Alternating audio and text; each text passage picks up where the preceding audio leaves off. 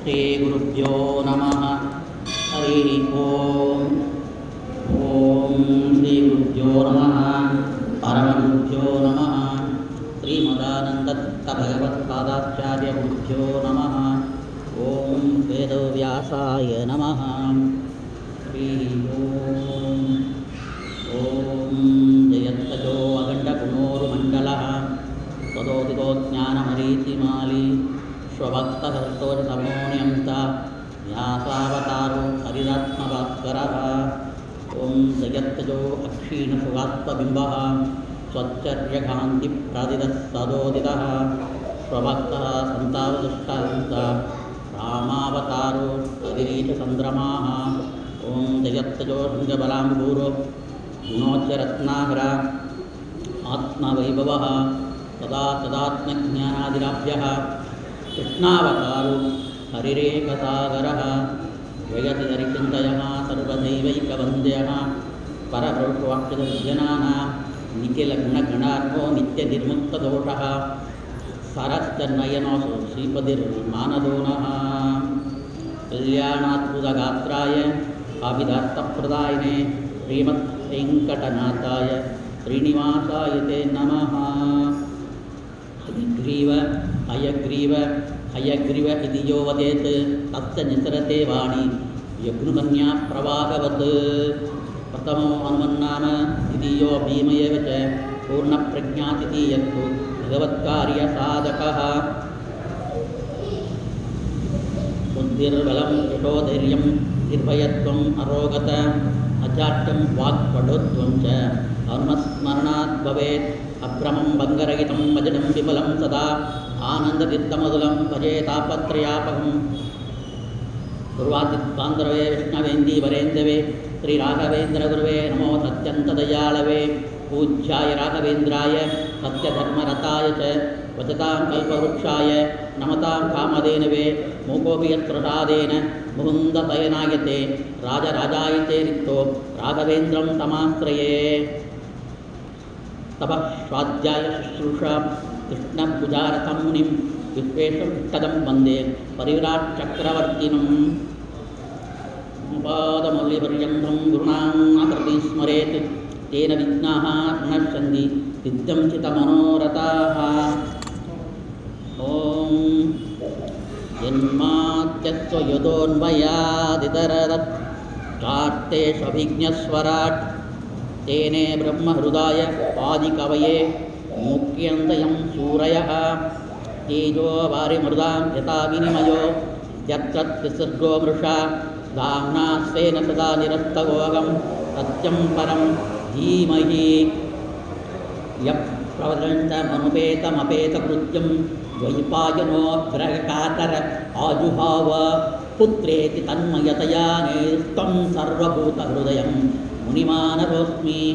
सृष्टिस्थित्यप्ययेहा नियतिदृशितमो बन्धमोक्षश्च यस्मात् अच्च श्रीब्रह्मरुद्रप्रभृतिः सुरनरत् बीजसत्कात्मकस्य। विष्णोर्व्यस्ताः समस्ताः सकलगुणनिधिः सर्वदोषव्यपेतः पूर्णानन्दो अव्ययो यो गुरुरपि परमं महान्तं।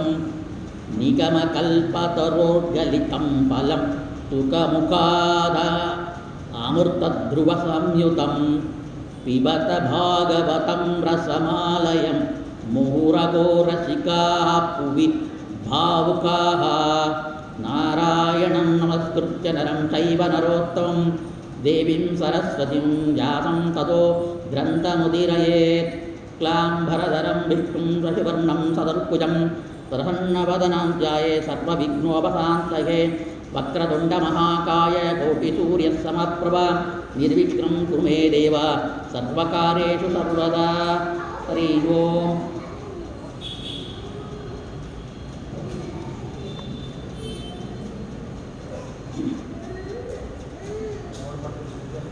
कथा पुराणप्रारम्भकाले यत्किञ्चित् पूर्वकथानुवादः ನಿನ್ನೆ ನೋಡಿದ್ವಿ. ನಾರದ ಋಷಿಗಳು ಬ್ರಹ್ಮಲೋಕಕ್ಕೆ ಹೋಗ್ತಾರೆ. ಬ್ರಹ್ಮಲೋಕದಲ್ಲಿ ಬ್ರಹ್ಮದೇವರು ತಪಸ್ಸು ಮಾಡ್ತಾ ಇದ್ದಾರೆ. ಆ ಕಾಲಕ್ಕೆ ಹೋಗಿರೋದ್ರಿಂದ ಅವರು ಎಚ್ಚರಿಕೆಯಿಂದ ಅವರ ಹತ್ರ ಮಾತಾಡಬೇಕು ಅಂತೇಳಿ ನಾರದರು ಕಾಯ್ತಾ ಇದ್ದಾರೆ. ತುಂಬ ಸಮಯ ತಗೊಳ್ಳುತ್ತೆ, ಆದರೂ ನಾರದರು ಕಾಯ್ತಾ ಇರ್ತಾರೆ. ಆಮೇಲೆ ಎಚ್ಚರಿಕೆ ಬಂದು ನೋಡ್ತಾರೆ ತನ್ನ ಮಗ ನಾರದರು ಅಲ್ಲಿದ್ದಾರೆ ಅಂತ. ಆವಾಗ ನಾರದ ಋಷಿ ಬ್ರಹ್ಮದೇವರಿಗೆ ನಮಸ್ಕಾರ ಮಾಡಿ ಕೆಲವು ಪ್ರಶ್ನೆಯನ್ನು ಹಾಕ್ತಾರೆ. ತಾವೇ ಸೃಷ್ಟಿಕರ್ತರು, ಈ 14 ಲೋಕವನ್ನು ಸೃಷ್ಟಿ ಮಾಡಿ ಪಿತಾ ಅಂತ ಅನಿಸಿಕೊಳ್ಳುವವರು. ಇಂಥ ಪಿತಾಮಹರಾದ ತಾವು ಎಲ್ಲವನ್ನು ಸೃಷ್ಟಿ ಮಾಡಿ ಆನಂದದಿಂದ ಬ್ರಹ್ಮಲೋಕದಲ್ಲಿ ಆಳ್ವಿಕೆ ಮಾಡ್ತಾ ಇದ್ದೀರಿ. ನೀವೇ ಸೃಷ್ಟಿಕರ್ತ ಇರುವಾಗ, ನೀವೇ ಎಲ್ಲವನ್ನು ಬಲ್ಲವರಾಗಿರೋದ್ರಿಂದ, ಸರ್ವಜ್ಞಾನಿಯಾಗಿರೋದ್ರಿಂದ ನೀವು ಇನ್ನೊಬ್ಬರನ್ನು ಕುರಿತು ತಪಸ್ಸು ಮಾಡ್ತಾ ಇದ್ದೀರಿ ಯಾಕೆ ಅಂತ. ನಾರದರಿಗೆಲ್ಲ ಗೊತ್ತು, ನಮಗೆ ವಿಷಯ ಹೊರಡ ಬರಬೇಕು, ತಿಳಿಬೇಕು ಅಂತ, ಕಥಾ ಆಗಬೇಕು, ಅದರಿಂದ ಜ್ಞಾನೋದ್ಭವ ಆಗಬೇಕು ಅಂತ. ನಾರದರಿಗೆ ಅಜ್ಞಾನ ಇಲ್ಲ. ಆ ರೀತಿಯಲ್ಲಿ ಅವರು ಪ್ರಶ್ನೆ ಮಾಡುವಾಗ ಎಂಥ ತಪ್ಪಾಯಿತು ನಿನ್ನಿಂದ ಅಂತೇಳಿ ಸ್ನಾನ ಮಾಡಿ 12 ಅಕ್ಷರ ಮಂತ್ರವನ್ನು ಓಂ ನಮೋ ಭಗವತೆ ವಾಸುದೇವಾಯ ಅಂತ ಜಪ ಮಾಡಿ, ಇದು ನನಗೆ ಪಾಪ ಬಂತು, ನನಗೆ ಮೇಲಿಗೆ ಬಂತು, ಯಾಕಂದರೆ ನನಗೆ ನೀನು ಹಾಕಿದ ಪ್ರಶ್ನೆ ನನಗೆ ಅಷ್ಟು ರೀತಿಯಾಗಿಲ್ಲ. ಯಾಕಂದರೆ ನಾನೇ ಬಲ್ಲವನಾಗಿದ್ದೆ, ನನ್ನ ಸೃಷ್ಟಿ ಮಾಡಿದ ಒಬ್ಬ ಇದ್ದಾನಲ್ಲ, ಅವ ನನ್ನನ್ನು ಸೃಷ್ಟಿ ಮಾಡಿ ನನ್ನೊಳಗಿಂದ ಎಲ್ಲ ಸರ್ವ ಸೃಷ್ಟಿಯನ್ನು ಮಾಡ್ತಾ ಇದ್ದಾನ. ಅದಕ್ಕಾಗಿ ನಾನು ಸೃಷ್ಟಿಕರ್ತ ಅವರು, ಆದರೆ ನಾನೇ ಪೂರ್ಣವಾಗಿ ಎಲ್ಲವನ್ನು ಸೃಷ್ಟಿ ಮಾಡಿಲ್ಲ.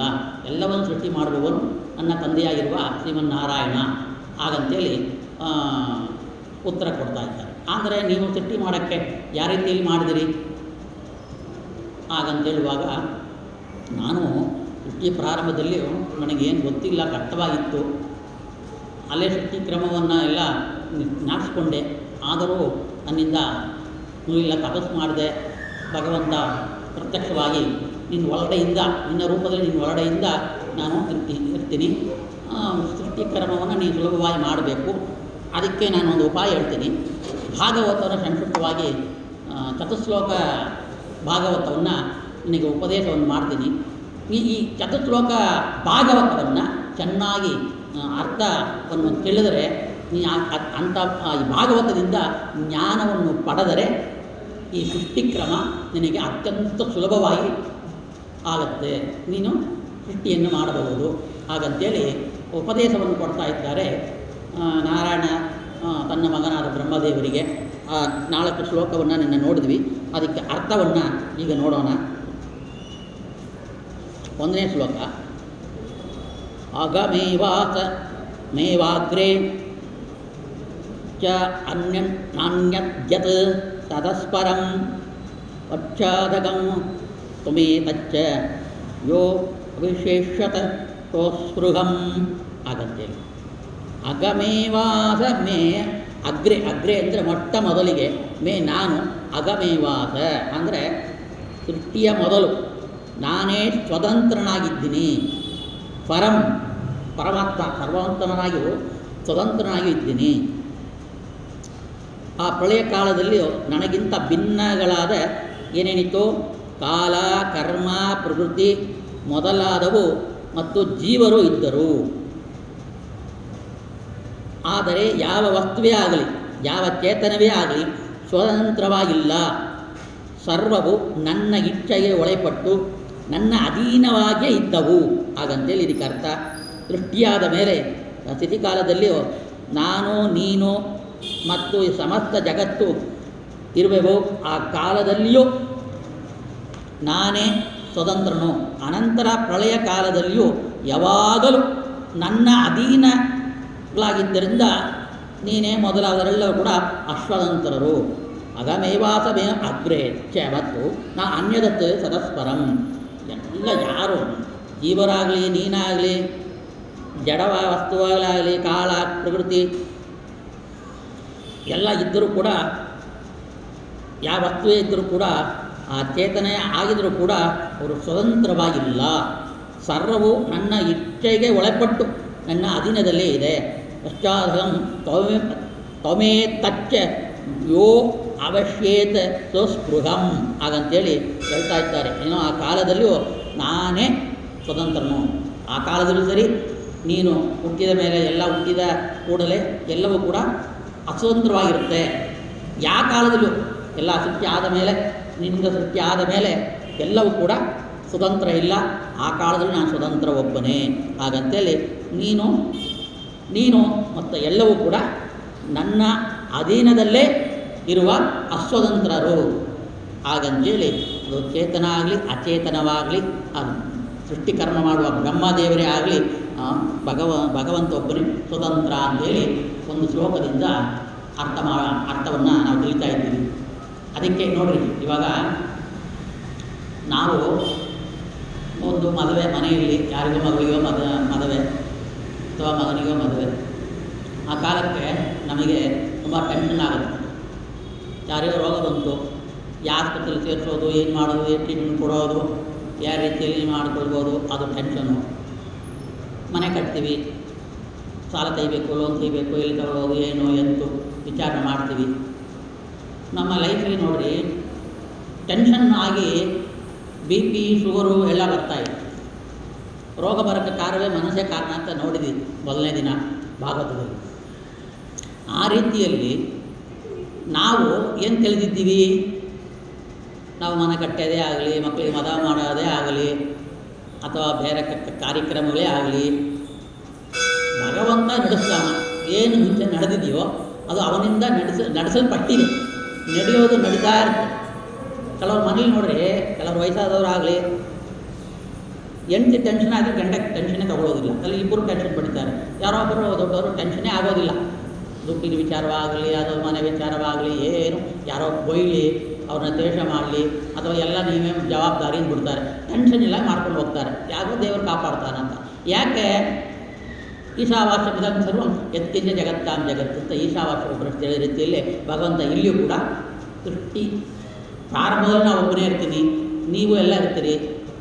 ಮೂಲ ಪ್ರಕೃತಿ, ಪಂಚಭೂತ, ಜೀವರುಗಳು ಎಲ್ಲ ಇರುತ್ತೆ, ಶಬ್ದಗಳು ಇಲ್ಲ. ಆದರೂ ಅವು ಸ್ವತಂತ್ರ ಇಲ್ಲ, ನಾನು ಸ್ವತಂತ್ರ. ಸೃಷ್ಟಿ ಆದ ಮೇಲೆಯೂ ನೀವು ಮತ್ತೆಲ್ಲರೂ ಸ್ವತಂತ್ರ.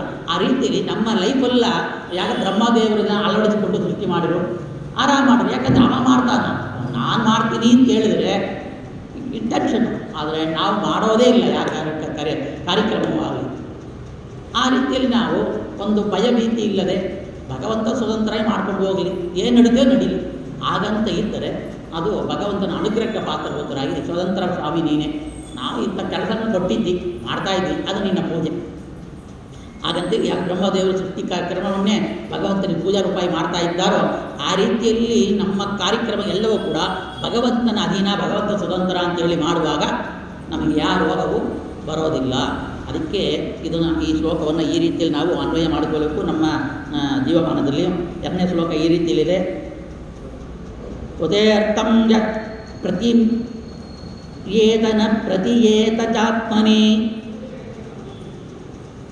ತದ್ ವಿದ್ಯಾತಾತ್ಮನೋ ಮಾಯಾ ಯಥಾ ಭಾಸೋ ಯಥಾ ತಮಃ.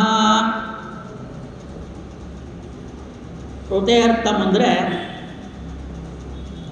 ವೇದದ ಅರ್ಥ. ಪ್ರತಿಯೇತ ನ ಪ್ರತಿಯೇತ ಚಾತ್ಮನಿ, ಆತ್ಮಕಾಮನಾದ ನನಗೆ ಈ ಪ್ರಕೃತಿ ಬದಲಾದ ಈ ಸಕಲ ವಸ್ತುಗಳಲ್ಲಿಯೂ ಯಾವ ಪ್ರಯೋಜನವೂ ಇಲ್ಲ. ಯತ್ ಪ್ರತಿಯೇತ ಜಾತ್ಮನಿ, ಯಾವ ಪ್ರಯೋಜನವೂ ಕೂಡ ನನಗಿಲ್ಲ, ಮತ್ತು ಅವುಗಳಿಂದ ಯಾವ ಬಾಧೆಯೂ ಇಲ್ಲ.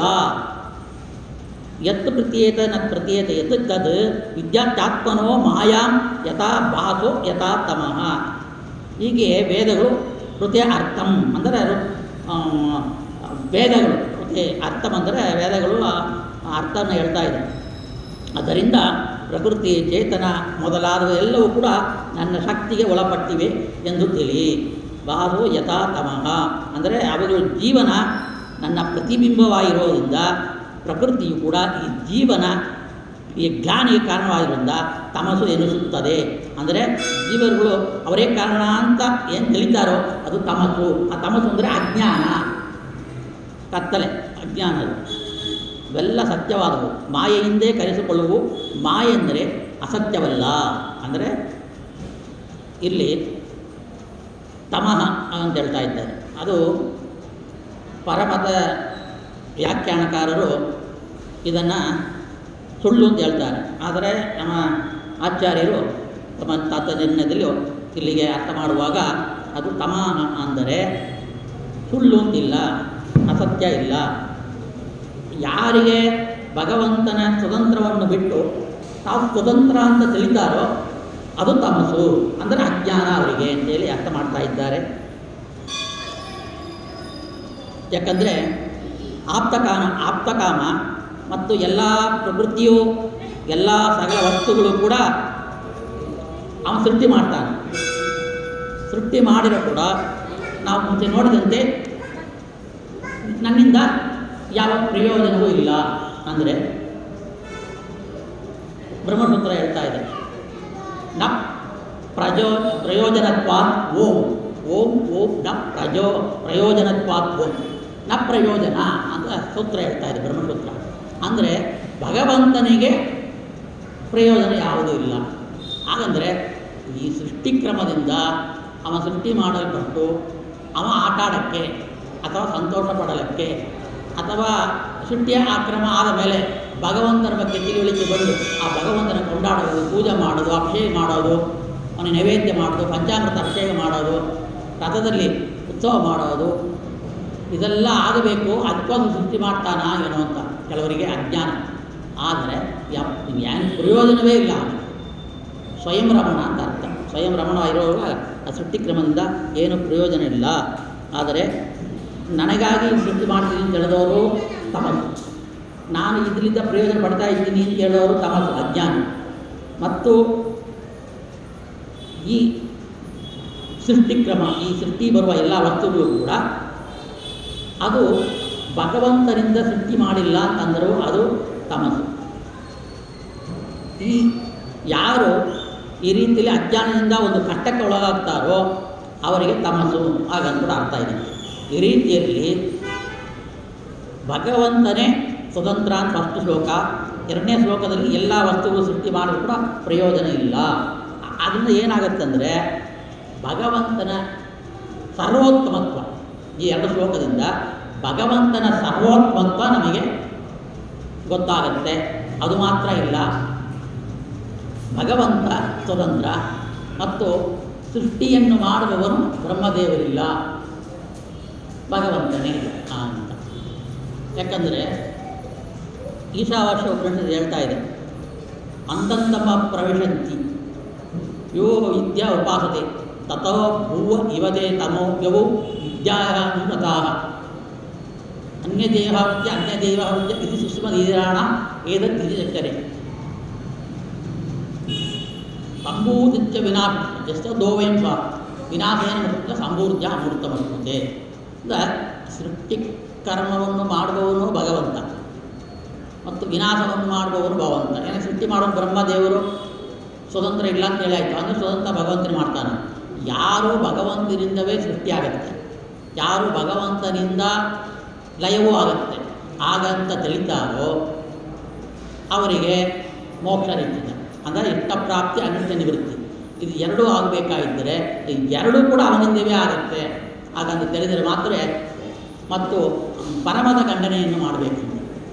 ಕೆಲವರು ಹೇಳ್ತಾರೆ ಶಿವಾಲಯ ಮಾಡ್ತಾನ, ಬ್ರಹ್ಮಸೃಷ್ಟಿ ಮಾಡ್ತಾನ, ಅದನ್ನೇ ಉಪಾಸನೆ ಮಾಡ್ತಾರೆ, ಹಾಗೆ ಉಪಾಸನೆ ಮಾಡ್ತಾರೆ, ಅವ್ರನ್ನ ಹಾಗೆ ನಮಸ್ಕರಿಸ್ತಾರೆ, ಅವ್ರನ್ನ ಹಾಗೆ ಸ್ತೋತ್ರ ಮಾಡ್ತಾರೆ. ಆದರೆ ಈ ರೀತಿಯಲ್ಲಿ ಅಜ್ಞಾನದಿಂದ ಅವಿದ್ಯಾ ಉಪಾಸನೆ ಮಾಡುವವರಿಗೆ ಅಂಧಂತಮಸಿಗೆ ಹೋಗ್ತಾರೆ ಅಂತೇಳಿ ಈಶಾವಾಸ್ಯ ಉಪನಿಷತ್ ಮಂತ್ರ ಹೇಳ್ತಾ ಇದೆ.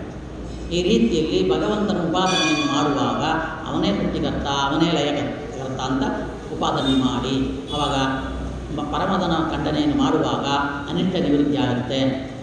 ಸ್ವಮದ ಸ್ಥಾಪನೆಯಿಂದ ಈ ಎರಡು ಕರ್ಮ ಭಗವಂತನೇ ಮಾಡುತ್ತಿರುವ ತಿಳಿದವರಿಗೆ ಇಷ್ಟಪ್ರಾಪ್ತಿ ಮೋಕ್ಷವೂ ಆಗುತ್ತೆ. ಎರಡೂ ಆಗೋದು ಮೋಕ್ಷದಲ್ಲಿ ಮಾತ್ರವೇ. ಆ ರೀತಿಯಲ್ಲಿ ಹೇಳೋದ್ರಿಂದ ಇಲ್ಲಿ ಇದನ್ನು ಅರ್ಥ ಮಾಡಿಕೊಳ್ಬೇಕು. ಭಗವಂತನೇ ಸ್ವತಂತ್ರ ಮತ್ತು ಯಾವ ವಿಧ ಬಯಕೆಯೋ ಏನೋ ಒಂದು ಅಪೇಕ್ಷೆ ಇಟ್ಕೊಂಡು ಭಗವಂತ ಈ ಸೃಷ್ಟಿಕ್ರಮವನ್ನು ಮಾಡಿಲ್ಲ, ಆತ್ಮಕಾಮ ಹಾಗಂತ ತಿಳಿಯೋದ್ರಿಂದ ಇವರಿಗೆ ಜ್ಞಾನ ಉದ್ಭವ ಆಗುತ್ತೆ. ರುದ್ರದೇವರಿಗೆ ಭಗವಂತನ ಜ್ಞಾನ. ಯಾಕೆ ಅವನೇ ಸ್ವತಂತ್ರ ಅಂದರೆ ನೋಡಿ, ಬ್ರಹ್ಮದೇವರು ಸೃಷ್ಟಿ ಮಾಡ್ತಾರೆ, ಪ್ರಜಾಪತಿಗಳು ಸೃಷ್ಟಿ ಮಾಡ್ತಾರೆ, ಮನುಗಳು ಅವತಾರ ಮಾಡಿ ಸೃಷ್ಟಿ ಮಾಡ್ತಾರೆ. ಸೃಷ್ಟಿಕ್ರಮ ಬೇರೆ ಬೇರೆ ರೀತಿಯಲ್ಲಿ ಆಗ್ತಾ ಇದೆ. ನಾವೆಲ್ಲ ಸೇರಿಕೊಂಡು ಮಾಡಿಕೊಂಡು ನಮಗೆ ಬೇಕಾದ ದೇವಸ್ಥಾನ ಇದು ಮಾಡಿದ್ದಾರೆ, ಮಠ ಇದೆಲ್ಲ ನಾವು ಸೃಷ್ಟಿ ಮಾಡಿದ್ದೀವಿ. ನಾವಂದರೆ ಮುಂದೆ ಹೇಳಿದ್ರೆ ಅಸ್ವತಂತ್ರವಾಗಿ ಮಾಡ್ತಾಯಿದ್ವಿ. ಇದೆಲ್ಲ ಅಡ್ಗೆ ಮಾಡಿ ಎಲ್ಲ ಸೇರಿ ಮಾಡ್ತೀವಿ, ಮನೆ ಕಟ್ತೀವಿ, ಇದೆಲ್ಲ ಸೃಷ್ಟಿಕ್ರಮಕ್ಕೆ ಬರ್ತದೆ. ಆದರೂ ಭಗವಂತನೇ ಮಾಡಿದ ಅಂತ ತಿಳಿಬೇಕು. ಯಾಕಂದರೆ ದೇವರು ಉತ್ಸವ ಆಗ್ತಾ ಇದೆ ಒಂದು ರಥದಲ್ಲಿ. ತಿರುಪತಿ ನೋಡ್ಕೊಳ್ಳಿ, ಅಲ್ಲಿ ಭಗವಂತನ ಶ್ರೀನಿವಾಸ ಮೂರ್ತಿಯನ್ನು ರಥದಲ್ಲಿ ಕುಳ್ಳಿರಿಸಿ ಎಲ್ಲ ಉತ್ಸವ ಚೆನ್ನಾಗಿ ನಡೀತಾ ಇದೆ. ಅಲ್ಲೂ ತೆಂಗಿನಕಾಯಿ ಹೊಡೆಯೋಕ್ಕೆ ಒಂದು ಅರ್ಚಕರು ಇರ್ತಾರೆ, ಒಂದು ಬ್ರಾಹ್ಮಣ, ಮಂಗಳಾರತಿ ಮಾಡೋಕ್ಕೆ ಒಂದು ಬ್ರಾಹ್ಮಣರು ಇರ್ತಾರೆ, ಮತ್ತು ಎಡಬಳ ಸೇವಕರು ಅಂತ ಒಂದು ಇಬ್ಬರು ಇರ್ತಾರೆ, ನೋಡ್ಕೊಳ್ಳೋರು ಯಾರೋ ಒಬ್ಬರು ಇರ್ತಾರೆ. ಒಂದು 5-6 ಮಂದಿ ಅಲ್ಲಿ ಇರ್ಬೋದು ರಥದಲ್ಲಿ. ಅವನ್ನ ನೋಡಿದ ತಕ್ಷಣ ಆ ಉತ್ಸವದಲ್ಲಿ ಬ್ರಾಹ್ಮಣರು ಉತ್ಸವ ಆಗ್ತೀವಿ ಅಂತ ಹೇಳ್ತೀವೋ, ಶ್ರೀನಿವಾಸ ದೇವರ ಉತ್ಸವ ಆಗ್ತಾ ಇದೆ ಅಂತ ಹೇಳ್ತೀವಿಯೋ? ಅಲ್ಲಿ ಪರಮ ಮುಖ್ಯವಾದ್ದು ಶ್ರೀನಿವಾಸ ದೇವರ ಉತ್ಸವವೇ ಆಗ್ತಾ ಇರೋದು. ನಮ್ಮ ಕಣ್ಣಿಗೆ ಬೇರೆ ಯಾರೂ ಬಿಡೋದಿಲ್ಲ. ಮತ್ತು ಆ ವೃದ್ಧಾಜಿಗರಿಗೆ ಉತ್ಸವ ಅಂತ ನಾವು ಹೇಳಿದ್ರೆ ಪಾಪ ಬರುತ್ತೆ ಅಂತ ಬ್ರಾಹ್ಮಣರು ಅರ್ಚಕರಿಗೂ ಅಲ್ಲಿ ಉತ್ಸವ ಆಗೋದಿಲ್ಲ, ಸೇವಕರಷ್ಟೇ. ಆ ರೀತಿಯಲ್ಲಿ ಭಗವಂತ ಸೃಷ್ಟಿ ಕಾರ್ಯವನ್ನು ಯಜಮಾನನಾಗಿದ್ದು ಮಾಡೋದ್ರಿಂದ ಆ ಉತ್ಸವದಲ್ಲಿ ಅವನೇ ಪ್ರಾಮುಖ್ಯತೆ, ಅವನೇ ಸರ್ವಕರ್ಮವನ್ನು ಮಾಡೋದ್ರಿಂದ ಸರ್ವ ಸೃಷ್ಟಿಯ ಕಾರ್ಯಗಳು ಕೂಡ ಭಗವಂತನಿಂದ ಆಗೋದ್ರಿಂದ ಇದು ಎಲ್ಲರೂ ಯಾರು ಏನು ಕರ್ಮಗಳು ಮಾಡಿದ್ರು, ಇತ್ಯಾದಿ ವ್ಯಾಪಾರಗಳು ಮಾಡಿದ್ರು ಕೂಡ ಅವರು ಸುಮ್ಮನೆ ಆ ಉತ್ಸವದಲ್ಲಿ ಒಂದು ಪಲ್ಲಕ್ಕಿಯಲ್ಲಿಯೋ ಜೊತೆಯಲ್ಲಿ ಬರ್ತಾರಲ್ವ, ಆ ರೀತಿ ಇವರೆಲ್ಲ ಜೊತೆಗಾರರು, ಕೆಲಸಗಾರರು. ಅದಕ್ಕೆ ಭಗವಂತನಿಗೆ ಪರಮ ಮುಖ್ಯವಾಗಿ ಉತ್ಸವ ಆಗೋದ್ರಿಂದ ಆ ರೀತಿಯಲ್ಲಿ ಸೃಷ್ಟಿಕರ್ಮ ಭಗವಂತನಿಂದೇ ಆಗತ್ತೆ, ಅವನಿಗೆ ಯಾವ ಪ್ರಯೋಜನವೂ ಇಲ್ಲ. ಹಾಗಂತ ತಿಳಿಯೋದ್ರಿಂದ ಅವನಿಗೋಸ್ಕರ ನಾವು ಮಾಡ್ತೇವೆ. ನೋಡ್ತೀಯ, ಭಗವಂತನಿಗೋಸ್ಕರ ನಾವು ಮಾಡಬೇಕಾಗತ್ತೆ. ಏನಪ್ಪ ಇಂಥ ಪರಿಸ್ಥಿತಿ ಬಂತೆ, ಹಾಗಂದರೆ ಅಜ್ಞಾನ ಬರಬಾರ್ದು ಅಂತೇಳಿ ಈ ಸೃಷ್ಟಿಯಾದಿ ಕರ್ಮ ವ್ಯಾಪಾರ ಕೂಡ ಭಗವಂತನಿಗಾಗಿ ಮಾಡಿಲ್ಲ, ಭಗವಂತನಿಗೋಸ್ಕರ ಮಾಡ್ತಾರೆ, ಭಗವಂತನ ಪ್ರಯೋಜನಕ್ಕಾಗಿ ಮಾಡಿಲ್ಲ, ಭಗವಂತನ ಪೂಜೆ ಮಾಡ್ತಾರೆ, ಭಗವಂತನ ಆಜ್ಞೆಯಿಂದ ಮಾಡ್ತಾರೆ. ನಮಗೆ ಆಜ್ಞೆ ಹಾಗಂತೇಳಿ ನಾವು ಕೂಡ ಮಾಡಬೇಕು. ಮತ್ತು 3ನೇ ಶ್ಲೋಕ ಈ ರೀತಿ ಇದೆ: ಯಥಾ ಮಹಾಂತಿ ಭೂತಾನಿ ಭೂತೇಷು ಚ ವಚೇಷು ಚ ಪ್ರವಿಷ್ಠಾಣ್ಯ ಪ್ರವಿಷ್ಠಾನಿ ತಥಾ ತೇಷು ನ ತೇಷ್ವಹಂ. ಈ ರೀತಿಯಲ್ಲಿದೆ. ಯಥಾ ಮಹಾಂತಿ ಭೂತಾನಿ, ಪಂಚಮಹಾಭೂತಗಳು, ಭೂತಾನಿ ಪಂಚಮಭೂತ ತಗೊಳ್ಬೇಕು, ತಮ್ಮ ಕಾರ್ಯಗಳಾದ ಶರೀರಗಳಲ್ಲಿ ಇರುತ್ತಾ ಪ್ರವಿಷ್ಟ, ಆ ಶರೀರಗಳ ಇಲ್ಲದೇ ಕಾಲದಲ್ಲೂ ಹೊರಗೆ ಬೇರೆ ಕಡೆ ಹೆಚ್ಚು ವ್ಯಾಪ್ತವಾಗಿರೋದ್ರಿಂದ ದೇಹಗಳಲ್ಲಿ ಅಪ್ರವಿಷ್ಟನಾಗಿರೋದ್ರಿಂದ ಅದು ಅಪ್ರವಿಷ್ಟ ಹಾಗಂತ ಕರೆಸಿಕೊಳ್ತಾ ಇದೆ. ಅದರಂತೆ ನಾನು ಪ್ರವಿಷ್ಟ ಅಪ್ರವಿಷ್ಟಾಗೆ ಇದ್ದೀನಿ. ಯಾವ ರೀತಿಯಲ್ಲಿ? ಸರ್ವತ್ರ ವ್ಯಾಪ್ತನಾಗಿರೋದ್ರಿಂದ ಪ್ರವಿಷ್ಟ, ಮತ್ತು ಭೂತ ಮತ್ತು ಹೊರಗಡೆ ವಸ್ತುಗಳು, ಪ್ರಕೃತಿಯಾದ ವಸ್ತುಗಳು ಹೊರಗೆ ಭೂತಗಳಲ್ಲಿ ಇರುವ ಕಾಲದಲ್ಲಿಯೂ ಕೂಡ ಇರೋದ್ರಿಂದ ಅಪ್ರವಿಷ್ಟ ಎಂದು ಕರೆಸಿಕೊಳ್ಳುವ. ನನ್ನ ಸ್ವರೂಪವು ಸದಾ ಒಂದೇ ಪ್ರಕಾರವಾಗಿರುವುದು, ಇದು ನನ್ನ ಮತ. ತೇಷ್ ಅಹಂ, ನಾನು ತಥಾ ತೇಷು ನ ತೇಷ್ವಹಂ. ಅಂದರೆ ಪಂಚಮಹಾಭೂತಗಳು, ಅದು ಒಬ್ಬ ಸೃಷ್ಟಿಯಾದ ಅಲ್ಲಿ ಆ ಸೃಷ್ಟಿಕ್ರಮಯಾಗೆ ಪಂಚಭೂತಗಳ ಮಿಶ್ರಣವಾಗಿ ಆ ಜೀವನಿಗೆ ಕೊಡೋದು, ಭಗವಂತ ಸೃಷ್ಟಿಯನ್ನು ಕೊಡೋದೇ ಹುಟ್ಟುವಿಕೆ, ಜನನ. ಆವಾಗ ಆ ಪ್ರವಿಷ್ಟ ಆಯಿತು ಪಂಚಮಹಾಭೂತಗಳು ಚೇತನರು. ಮತ್ತು ಬೇರೆ ಪದಾರ್ಥಗಳು ತಗೊಳ್ಳಿ, ಜಡ ಪದಾರ್ಥಗಳು, ಅಲ್ಲಿಯೂ ಕೂಡ ಪಂಚಭೂತಗಳ ಒಂದು ಮಿಶ್ರಣ ಇದೆ. ಅಲ್ಲಿ ಇರುವಾಗ ಪ್ರವಿಷ್ಟವಾಗಿದೆ. ಮತ್ತು ಒಬ್ಬ ಮರಣವನ್ನು ಹೊಂದಿದ್ದಾನೆ. ಅಲ್ಲಿ ಪಂಚಭೂತಗಳು ಆ ಕಡೆ ಹೋಗಿ ಸೇರಿಕೊಳ್ಳು, ಎಲ್ಲಿ ಹೋಗ್ಬೇಕು ಅಲ್ಲಿ ಹೋಯ್ತು. ಅಂದರೆ ಆ ಸ್ವರೂಪಭೂತವಾದ ದೇಹದ ಮೇಲೆ ಇರುವ ಲಿಂಗದೇಹವು ಕೂಡ ಪಂಚಭೂತ ಆಯಿತು, ಅನಾದಿ ಲಿಂಗದೇಹ. ಆದರೆ ಪಂಚಭೂತಗಳಿಗೆ ಅಭಿಮಾನಿಯಾದ ದೇವತೆಗಳು ಸೂಕ್ಷ್ಮ ರೂಪದಲ್ಲಿ ದೇವರನ್ನು ಹಿಂಬಾಲಿಸ್ಕೊಂಡು ಹೋಗ್ತಾರೆ, ದೇವರೊಳಗೆ ಇರ್ತಾರೆ, ಸೂಕ್ಷ್ಮ ರೂಪದಲ್ಲಿ ಇರ್ತಾರೆ. ಅಂಥ ಅನುರೂಪದಲ್ಲಿರುವ ಆ ದೇಹಕ್ಕೆ ಅಂಗುಷ್ಟ ಮಾತ್ರ ಪುರುಷಗ ಅಂತೇಳಿ, ಅಂಗುಷ್ಟ ಮಾತ್ರ ಆ ಜೀವ ಇರುತ್ತೆ. ಅವಾಗೇನಾಯಿತು? ಅಪ್ರವಿಷ್ಟವಾಯಿತು. ಒಂದು ವಸ್ತು ಇದೆ, ಆ ವಸ್ತು ಎಷ್ಟು ವರ್ಷ ಇರಬೇಕೋ ಎಷ್ಟು ಅದು ಮುಗಿತಾಯಿತು. ಆವಾಗ ಅಲ್ಲಿ ಇಲ್ಲ ಆ ವಸ್ತು, ಅಂದರೆ ಅಪ್ರವಿಷ್ಟವಾಯಿತು. ಆ ರೀತಿಯಲ್ಲೂ ಭಗವಂತನು ಕೂಡ ಪ್ರವಿಷ್ಟನೂ ಹೌದು, ಅಪ್ರವಿಷ್ಟನಾಗಿಯೂ ಇದ್ದಾನೆ. ಯಾಕಂದರೆ ಸರ್ವತ್ರ ವ್ಯಾಪ್ತಿ, ಭಗವಂತ ಸರ್ವತ್ರ ವ್ಯಾಪ್ತನಾಗಿರಿಂದ ಪ್ರವಿಷ್ಟನಾಗಿದ್ದಾನೆ. ಭೂತ ಪ್ರಕೃತ್ಯಾದಿಗಳು ಹೊರಗು ಭೂತಗಳಲ್ಲಿರುವ ಕಾಲದಲ್ಲಿ ಇರುವುದರಿಂದ ಅಪ್ರವಿಷ್ಟ. ಅಂದರೆ ಒಂದು ವಸ್ತುವಿನಲ್ಲಿ ಒಳಗಡೆಯೂ ಇದ್ದಾನ, ಹೊರಗಡೆಯೂ ವ್ಯಾಪ್ತನಾಗಿದ್ದಾನ, ಸರ್ವತ್ರ ವ್ಯಾಪ್ತನಾಗಿರೋದ್ರಿಂದ ಪ್ರವಿಷ್ಟ. ಯಾಕಂದರೆ ಇಲ್ಲಿ ಹೇಳ್ತಾ ಇರೋದು ಪ್ರವಿಷ್ಟನಾಗಿ ಸೃಷ್ಟಿಕರ್ಮವನ್ನು ಮಾಡ್ತಾ ಇದ್ದೀನಿ ಅಂತ. ಹಾಗಂದರೆ ನಿನಗೆ ಏನು ಭಯ ಇದೆಯೋ, ಸೃಷ್ಟಿಯಾಗಿ ವ್ಯಾಪಾರ ಮಾಡೋಕ್ಕೆ ಆಗೋದಿಲ್ಲ ಅಂತ, ನಾನು ಪ್ರವಿಷ್ಟನಾಗಿ ಈ ಕರ್ಮವನ್ನು ಮಾಡ್ತೀನಿ ಅಂತ ಅರ್ಥ. ಮತ್ತು ಅಪ್ರವಿಷ್ಟ ಅಂತ ಹೇಳಿದರೆ ಹೊರಗಡೆ ಇರ್ತಾನ. ಹಾಗಂದರೆ ಹೊರಗಡೆ ಮತ್ತು ಒಳಗಡೆ ಮತ್ತು ಪ್ರಕೃತಿ ಅಂದರೆ ಜಡತತ್ವ ತಕ್ಕೊಳ್ಬೇಕು. ಚೇತನ ತತ್ವಗಳು ಜಡತತ್ವಗಳು ಎರಡೂ ಕಡೆಯೂ ಕೂಡ ಮತ್ತು ಭೂತಗಳು ಇರುವ ಕಾಲಕ್ಕೂ ಇಲ್ಲದೇ ಇರುವ ಕಾಲಕ್ಕೂ ಅಪ್ರವಿಷ್ಟ ಹೊರಗಡೆ ಇರೋದ್ರಿಂದ ಅವನಿಗೆ ಹೆಸರು ಸತ್ಯ ಅಂತ. ಈ ಸ್ವರೂಪವು ಸದಾ ಒಂದೇ ಪ್ರಕಾರವಾಗಿರೋದು, ಸತ್ಯ ಇಲ್ಲ, ಒಂದೇ ಪ್ರಕಾರವಾಗಿರೋದು ಅಂತ ಅರ್ಥ. ಹಾಗಂದರೆ ಇಲ್ಲಿ ಯಾಕೆ ಒಂದು ನಾವು ಇಲ್ಲಿಂದ ಏನು ಚಿಂತನೆ ಮಾಡಬೇಕು ಅಂದರೆ, ನಾವು ಮರಣ ಭಯ ಹೊಂದಬಾರದು. ಯಾಕೆ ಅಂದರೆ ಅವ ಅಪ್ರವಿಷ್ಟನಾಗಿ ಹೊರಟ ಹೋಗ್ತಾನೆ, ಪ್ರವಿಷ್ಟನಾಗಿ ದೇವರಲ್ಲಿ ಇರ್ತಾನೆ. ಮತ್ತು ಭಗವಂತನಿಗೆ ಸದಾ ಕಾಲದಲ್ಲಿಯೂ ಕೂಡ ಅಂತ ಹೇಳಿದ್ರೆ ಸ್ವತಂತ್ರ ಆಯಿತು, ಏನು ಪ್ರಯೋಜನ ಇಲ್ಲವಾ ಅಂತಾಯಿತು, ಮತ್ತು ಅವನೇ ಎಲ್ಲವನ್ನು ನಡೆಸ್ತಾನ ಅಂತಾಯಿತು. ಮತ್ತು ಪಂಚಭೂತಗಳಲ್ಲಿ ವ್ಯಾಪ್ತನಾಗಿಯೂ ಇದ್ದಾನ, ಪ್ರವಿಷ್ಟನಾಗಿದ್ದಾನ, ಅಪ್ರವಿಷ್ಟನಾಗಿದ್ದಾನ, ಎಲ್ಲಿ ಹೋದರೂ ಇದ್ದಾನ. ಹಾಗಂತಿರುವಾಗ ಎಲ್ಲ ಸೃಷ್ಟಿ ಕರ್ಮದಲ್ಲಿಯೂ ಕೂಡ ಭಯ ಇಲ್ಲದೆ ಅವನ ಗುಣವನ್ನು ತಿಳಿದು ಸೃಷ್ಟಿಯನ್ನು ಮಾಡ್ತಾರೆ ಬ್ರಹ್ಮದೇವರು ಅಂತ ಅರ್ಥ. ನಾವು ಕೂಡ ಈ ರೀತಿಯಲ್ಲಿ ಪ್ರವಿಷ್ಟ ಅಪ್ರವಿಷ್ಟ ಅಂತೇಳಿ ಎರಡೂ ರೂಪದಲ್ಲಿಯೂ ಅವ ಸದಾ ಇದ್ದಾನ ಅಂತ ತಿಳಿದುವಾಗ ನಾವು ಕೂಡ ನಮ್ಮ ಕಾರ್ಯಗಳನ್ನ ಸುಲಭವಾಗಿ ಮಾಡಿಕೊಳ್ಬಹುದು. ಹಾಗಂತೇಳಿ ಇದರಿಂದ ನಾವು ಅರ್ಥ ಮಾಡ್ಕೊಳ್ಬೇಕು. 4ನೇ ಶ್ಲೋಕ. ಏತಾವದೇವ ಜಿಜ್ಞಾಸ್ಯಂ ತತ್ತ ಜಿಜ್ಞಾಸುನಾತ್ಮನಃ ಅನ್ಯ ವ್ಯತಿರೇಕಾಭ್ಯಾಂ ಯತ್ಯಾತ್ ಸರ್ವತ್ರ ಸರ್ವದಾ.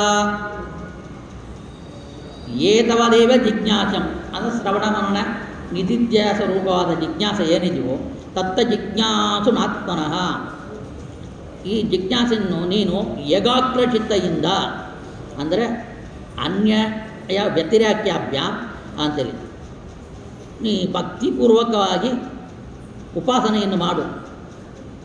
ಅಂದರೆ ನನ್ನ ಶಕ್ತಿ ಜ್ಞಾನ ತತ್ವ ಜಿಜ್ಞಾಸುನಾತ್ಮನಃ, ನನ್ನ ಒಂದು ಶಕ್ತಿ ಜ್ಞಾನ ಮುಂತಾದವು ದೇಶ ಕಾಲದಲ್ಲಿಯೂ ಕೂಡ ಸರ್ವ ವಸ್ತುಗಳಲ್ಲಿಯೂ ಕೂಡ ಸರ್ವತ್ರ ಸರ್ವದ ಅಂದರೆ ಸರ್ವಕಾಲಕ್ಕೂ ಮತ್ತು ಎಲ್ಲ ಕಡೆಯೂ ಮತ್ತು ಎಲ್ಲದಲ್ಲಿಯೂ ವಸ್ತುಗಳನ್ನು ವಿಷಯೀಕರಿಸುತ್ತದೆ ಎಂದು ಉಪಾಸನೆಯನ್ನು ಮಾಡು. ಎಲ್ಲ ವಸ್ತು ಒಂದು ವಶೀಕರಣ ನನ್ನಿಂದವೇ ಆಗ್ತಾ ಇದೆ. ಈ ಇಂಥದಿಂದ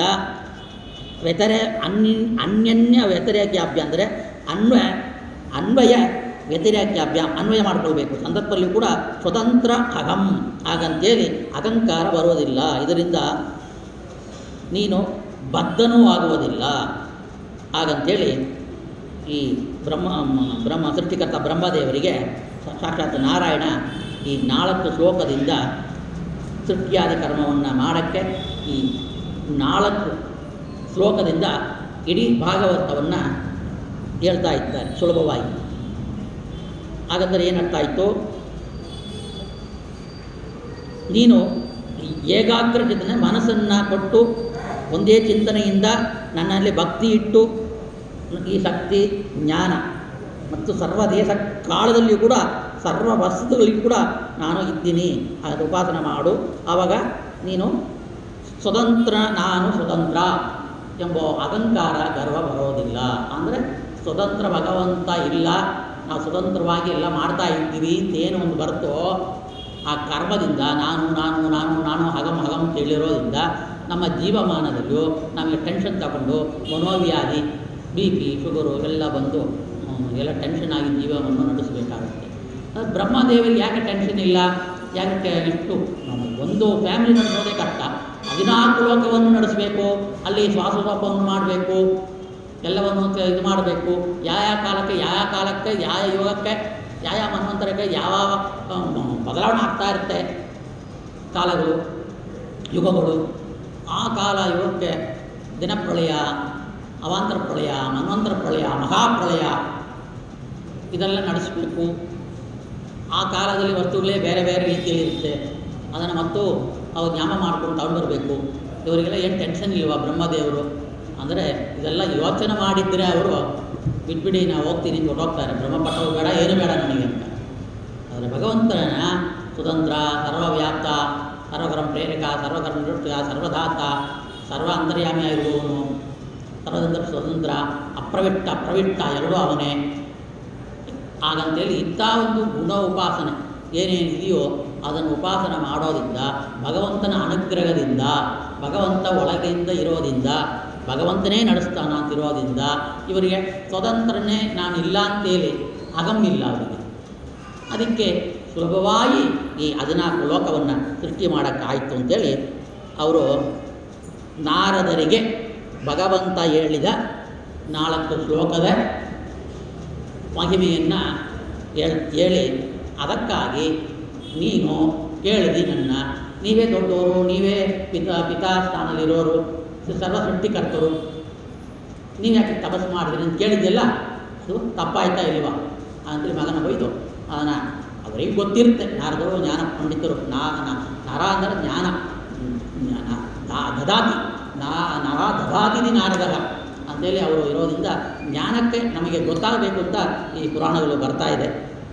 ಆ ರೀತಿಯಲ್ಲಿ ನಾವು ತಿಳಿದು ಉಪಾಸನೆ ಮಾಡಿದ್ರೆ ನಮಗೆ ಕೂಡ ನಮ್ಮ ಜೀವಮಾನದಲ್ಲಿ ಕಷ್ಟ ಇಲ್ಲ. ಶುಕಾಚಾರ್ಯರು ಪರೀಕ್ಷಿತರಾಗಿ ಹೇಳ್ತಾ ಇದ್ದಾರೆ, ಬ್ರಹ್ಮದೇವರು ಶ್ರೀ ಹರಿಗೆ ಕೈ ಮುಗಿದು ಅವನ ಆಜ್ಞೆಯಂತೆ ಜಗತ್ತಿನ ಸೃಷ್ಟಿ ಮಾಡಲು ತೊಡಗ್ತಾ ಇದ್ದಾರೆ. ರಾಜನೇ, ನೀನು ಕೇಳಿದ ಪ್ರಶ್ನೆಯನ್ನು ನಾರದರು ಬ್ರಹ್ಮದೇವರು ಹೇಳಿದರು. ಆ ಬ್ರಹ್ಮದೇವರು ಹರಿಯಿಂದ ಉಪದೇಶ ಹೊಂದಿತ್ತು 10 ವಿಷಯಗಳನ್ನು ಕೂಡ ಪ್ರತಿಪಾದಿಸುವ ಭಗವಂತನನ್ನೇ ನಾರದರಿಗೆ ಉಪದೇಶ ಮಾಡಿದರು. ಬಳಿಕ ತಂದೆಯಿಂದ ಅಜ್ಞಾಪ್ತರಾದ ನಾರದರು ಈ ವೇದ ಸಾರದಲ್ಲಿ ವಿಜ್ಞಾಪಿಕೊಂಡರು. ವ್ಯಾಸರು ನಾರದರು ಕೀರ್ತಿಯನ್ನು ಹರಡುವುದಕ್ಕಾಗಿ ಸುಖ ಮುನಿಗಳು ವೇದವ್ಯಾಸ ದೇವರಲ್ಲಿ ಹೋಗಿ ನಾರದರು ತಮ್ಮ ವೃತ್ತಾಂತವನ್ನು ಹೇಳಿ, ನೀವು ಶೋಕವನ್ನು ಬಿಟ್ಟು ಭಾಗವತವನ್ನು ರಚನೆ ಮಾಡಿಕೊಡಬೇಕು ಹಾಗಂತ ಹೇಳಿದ್ರು ಕೂಡ ಒಂದು ಮೋಘವನ್ನು ಉಂಟು ಮಾಡೋಕ್ಕೆ ಹಾಗಂತ ಹೇಳ್ತಾ ಇದ್ದಾರೆ. ಇಲ್ಲಿ ಆ ಥರ ನಾಟಕ ಮಾಡಿ ಅವರು ಕೂಡ ಭಾಗವತವನ್ನು ರಚನೆ ಮಾಡಿಕೊಟ್ಟಿರುವ ಕ್ರಮವನ್ನು ಹೇಳ್ತಾ ಇದ್ದಾರೆ. ಮತ್ತು ಭಾಗವತ ನಾವು ನಿನ್ನೆ ಹೇಳಿದಂತೆ ಯಾರ ಮುಖಾಂತರ ಬರ್ತಾ ಇದೆ ಹಾಗಂತ ಹೇಳ್ತಾ ಇದ್ದಾರೆ. ಈ ರೀತಿಯಲ್ಲಿ ಈ ಭಾಗವತದಲ್ಲಿ ಮತ್ತು ಕೆಲವು ಪ್ರಶ್ನೆಯನ್ನು ಪರೀಕ್ಷಿತ ರಾಜರು ಶುಕಮುನಿಗಳಿಗೆ ಹೇಳ್ತಾ ಇದ್ದಾರೆ. 16 ಪ್ರಶ್ನೆ ನೋಡಿದ್ವಿ. ಅದು 16 ಪ್ರಶ್ನೆಯಲ್ಲಿ 1-2 ಪ್ರಶ್ನೆ ಇಲ್ಲೇ ಉತ್ತರ ಸಿಕ್ತು. ಕೆಲವು ಪ್ರಶ್ನೆ ಹೇಳ್ತಾ ಇದ್ದಾರೆ, ಭಗವಂತನ ನಾಮಗಳು ಯಾವ್ಯಾವಿದೆಯೋ ಅದಕ್ಕೆ ಏನು ಅರ್ಥ ಅಂತ ಕೇಳ್ತಾರೆ. ಸರ್ಗ, ಅದಕ್ಕೆ ಶುಕಮುನಿರು ಹೇಳ್ತಾರೆ, ಈ ಭಾಗವತದಲ್ಲಿಯೂ ಸರ್ಗ, ವಿಸರ್ಗ, ಸ್ಥಾನ, ಭೂಷಣ, ಊತಿ, ಮನ್ವಂತರ, ಈಶಾನುಕತೆ, ನಿರೋಧ, ಮುಕ್ತಿ ಮತ್ತು ಆಶ್ರಯ ಎಂಬ 10 ವಿಷಯಗಳನ್ನು ಪ್ರತಿಪಾದಿಸಲಾಗುತ್ತದೆ ಈ ಭಾಗವತದಲ್ಲಿ. ಇವೆಲ್ಲವೂ ಹರಿಯ ಮಹಿಮೆಗಳು. ಇವುಗಳ 10ನೆಯ ಆಶ್ರಯ ಎಂಬ ಮಹಿಮೆಯನ್ನು ಹೇಳುವುದಕ್ಕಾಗಿ ಇಂದಿನ 9 ವಿಷಯಗಳನ್ನು ವರ್ಣಿಸಿದ್ದಾನೆ. ಹಾಗಂತೇಳಿ ಅನಂತ ರೀತಿಯಲ್ಲಿ ಭಗವಂತನ ಒಂದು 9 ಪ್ರಶ್ನೆ ಉತ್ತರ ಕೊಟ್ಟು 10ನೇದಾಗಿ ಅವನು ಕೇಳಿದ ಪ್ರಶ್ನೆಗೆ ಸರ್ಗ ಅಂದರೆ ಏನು, ಸೃಷ್ಟಿಕಾಲದಲ್ಲಿ ಈ ಮಗತತ್ವ, ಅಹಂಕಾರ ತತ್ವ ಆಕಾಶದ ಪಂಚಭೂತಗಳು, ಶಬ್ದ ಮೊದಲಾದ ತನ್ಮಾತ್ರೆಗಳು, ಶ್ರೋತ್ರಾದಿ ಇಂದ್ರಿಯಗಳು ಮತ್ತು ಬುದ್ಧಿ ಇವುಗಳು ಸೃಷ್ಟಿಯಾದವು ಬ್ರಹ್ಮದೇವರಿಂದ. ಇದಕ್ಕೆ ಸರ್ಗ ಹಾಗಂತೇಳಿ ಹೆಸರು. ವಿಸರ್ಗ ಅಂದರೆ ಬ್ರಹ್ಮಾಂಡದೊಳಗೆ ಪುರುಷನಾಮಕನಾದ ಶ್ರೀಹರಿಯು ಮೇಲೆ ಹೇಳಿದ ತತ್ವಗಳನ್ನು ಸೃಷ್ಟಿಸ್ತಾನೆ. ಅದು ಬ್ರಹ್ಮಾಂಡದ ಹೊರಡ ಆಯಿತು. ಅದು ಇದೇ ತತ್ವವನ್ನು 24 ತತ್ವ ಬ್ರಹ್ಮಾಂಡದ ಒಳಗಡೆ ಸೃಷ್ಟಿ ಮಾಡಬೇಕಿಲ್ಲ, ಅದಕ್ಕೆ ವಿಸರ್ಗ ಅಂತ ಹೆಸರು. ಸ್ಥಾನ ಅಂದರೆ ದುಷ್ಟರನ್ನು ಕೊಂದು ಶಿಷ್ಟರನ್ನು ರಕ್ಷಣೆ ಮಾಡ್ತಾನಲ್ಲ ಭಗವಂತ, ಅದಕ್ಕೆ ಸ್ಥಾನ ಅಂತ ಹೆಸರು. ಪೋಷಣೆ ಎಂದರೆ ಅವರು ಭಕ್ತಿಗೆ ತಕ್ಕಂತೆ ತೋರುವ ವಿಶೇಷ ದಯೆ ಏನಿದೆಯೋ ಪೋಷಣೆ ಮಾಡೋದಂದರೆ ಊಟ ಹಾಕೋದು ಪೋಷಣೆ ಮಾಡೋದಿಲ್ಲ, ಅವನು ತೋರುವ ದಶೆಯ ಪೋಷಣ ಹಾಗಂತ ಹೇಳ್ತಾ ಇದ್ದಾರೆ. ಪೂರ್ತಿಗಳು ಅಂದರೆ ಏನು? ವಿವಿಧ ಯೋಗ್ಯತೆಯುಳ್ಳ ವಿವಿಧ ಜೀವರ ಸೃಷ್ಟಿಗೆ ಕಾರಣವಾದ ಅವರವರ ಅನಾದಿ ಕರ್ಮಗಳನ್ನು ಮತ್ತು ಸಂಸ್ಕಾರಗಳನ್ನು ಪೂತಿ ಅಂತೇಳಿ ಕರ್ಮಗಳನ್ನ ಮಾಡುವಂಥ ತಂದೆಯಾಗೆ ಮಗನಿಗೆ ಹೇಳ್ತಾರೋ ಆ ಥರ ಒಳಗಡೆ ಇದ್ದೇ ನಮ್ಮ ಪೂರ್ವಾಪರ ಕರ್ಮಗಳನ್ನ, ನಮ್ಮ ಪಾಪ ಪುಣ್ಯಗಳನ್ನ ತಿಳಿದ ಭಗವಂತ ಆ ಕಾರ್ಯಗಳನ್ನ ಮಾಡೋದಿದ್ದ ಅವನಿಗೆ ಊತಿ ಅಂತ ಹೆಸರು. ಮನ್ವಂತರ ಅಂದರೆ ಆಯಾ ಮನ್ವಂತರಗಳಲ್ಲಿ ಸಜ್ಜನರಿಗೆ ಧಾರಕಗಳಾದ ಕರ್ಮಗಳು ಮನ್ವಂತರ. ಯಾವ ಕಾಲಕ್ಕೆ ಮನ್ವಂತರ, ಯಾವಾಗ ಆ ಮನ್ವಂತರದಲ್ಲಿ ಹುಟ್ಟೋರು, ಆ ಮನ್ವಂತರದಲ್ಲಿ ಪದವಿಯನ್ನು ವಹಿಸೋರು, ಆ ಮನ್ವಂತರಿ ಕರ್ಮಗಳು, ಆ ಮನ್ವಂತರ ಸೃಷ್ಟಿ, ಆ ಮನ್ವಂತರ ವಸ್ತುಗಳು ಎಲ್ಲ ಬೇರೆ ಬೇರೆ ರೀತಿಯಲ್ಲಿರುತ್ತೆ. ಅದನ್ನು ಆ ರೀತಿಯಲ್ಲೇ ಕಾಪಾಡಿಕೊಂಡು ಬರೋದ್ರಿಂದ ಇವನಿಗೆ ಕರ್ಮಗಳಿಗೆ ಮನ್ವಂತರ ಅಂತ ಹೆಸರು. ಈಶಕತೆ ಶ್ರೀಹರಿಯ ಈ ಮತ್ಸ್ಯ ಕೂರ್ಮ ವರಾಹ ಅಂತೇಳಿ ಮತ್ತು ನಾವು ನೋಡಿದ್ವು 24 ಅವತಾರಗಳು. ಅಂಥ ಅವತಾರಗಳು ಇದನ್ನು ಈ ಚರಿತ್ರೆ ಹೇಳ್ತೀನಿ ಇಂಥ ಅವತಾರಗಳು ಎಲ್ಲವೂ ಕೂಡ ಈಶಕತೆ ಅಂತ ಹೆಸರು. ನಿರೋಧ ಅಂದರೆ ಲಯ. ಎಲ್ಲರೂ ಕೂಡ ಲಯ ಕಾಲದಲ್ಲಿ ಭಗವಂತನ ಉದರದಲ್ಲಿ ನಾವು ಮಲಗೋದು ನಿರೋಧ. ಮತ್ತು ಮುಕ್ತಿ ಅಂದರೆ ಏನು? ಎಲ್ಲರಿಗೆ ಮುಕ್ತಿಗ ಪ್ರಳಯ ಕಾಲದಲ್ಲಿಯೂ ಆ ರೀತಿಯಲ್ಲಿ ಯಾರು ಸಾಧನೆ ಮಾಡಿದ್ದಾರೋ ಅವರಿಗೆ ಆನಂದ ಅನುಭವವಾದ ಸ್ವರೂಪಭೂತವಾದ ಆನಂದವನ್ನು ದಯಪಾಲಿಸ್ತಾನಲ್ವ, ಅದಕ್ಕೆ ಮುಕ್ತಿ.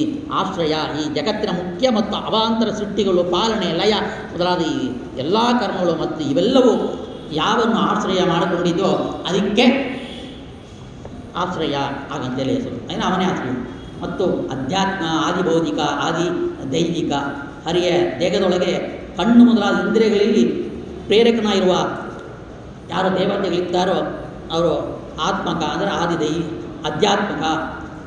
ಅವನೇ ಎಲ್ಲ ತತ್ವಾಭಿಮಾನಿಗಳಾದ ಸೂರ್ಯಾದಿ ಸಮರ್ಥ ದೇವತೆಗಳು ಪ್ರಧಾನವಾಗಿರೋದ್ರಿಂದ ಅವನೇ ಆದಿದೈವ. ಭೌತಿಕ, ಆದಿದೈವಿಕ. ಭೌತಿಕ ಪದಾರ್ಥಗಳಿರೋದ್ರಿಂದ ಆದಿಭೌತಿಕ, ದೇವತೆಗಳಿರೋದ್ರಿಂದ ಆದಿದೈವಿಕ. ಮತ್ತು ಆತ್ಮಿಕ ಅಂದರೆ ಎಲ್ಲ ಪ್ರೇರಕನಾಗಿರೋದ್ರಿಂದ ಅವನೇ ಆತ್ಮ ಸ್ವಾಮಿ ಅಂತ ನೋಡಿದವು. ಆ ರೀತಿಯಲ್ಲಿ ಅವನೇ ವಿರಾಟ್, ಅವನೇ ಆಧ್ಯಾತ್ಮಿಕ, ಆದಿದೈವಿಕ, ಆದಿಭೌತಿಕ. ಅದರಿಂದ ಬೇರೆ ಬೇರೆ ಬೇರೆ ದೇವತೆಗಳು 3 ರೀತಿಯಲ್ಲಿಯೂ. ಹಾಗಂತ ಹೇಳ್ತಾ ಪರೀಕ್ಷಿತ್ತು ರಾಜನಿಗೆ ಇಂಥ ವಿಷಯವನ್ನು ಹೇಳ್ತಾ ಇದ್ದಾರೆ. ಆ ಸೌನಕರು ಕೇಳ್ತಾ ಇದ್ದಾರೆ,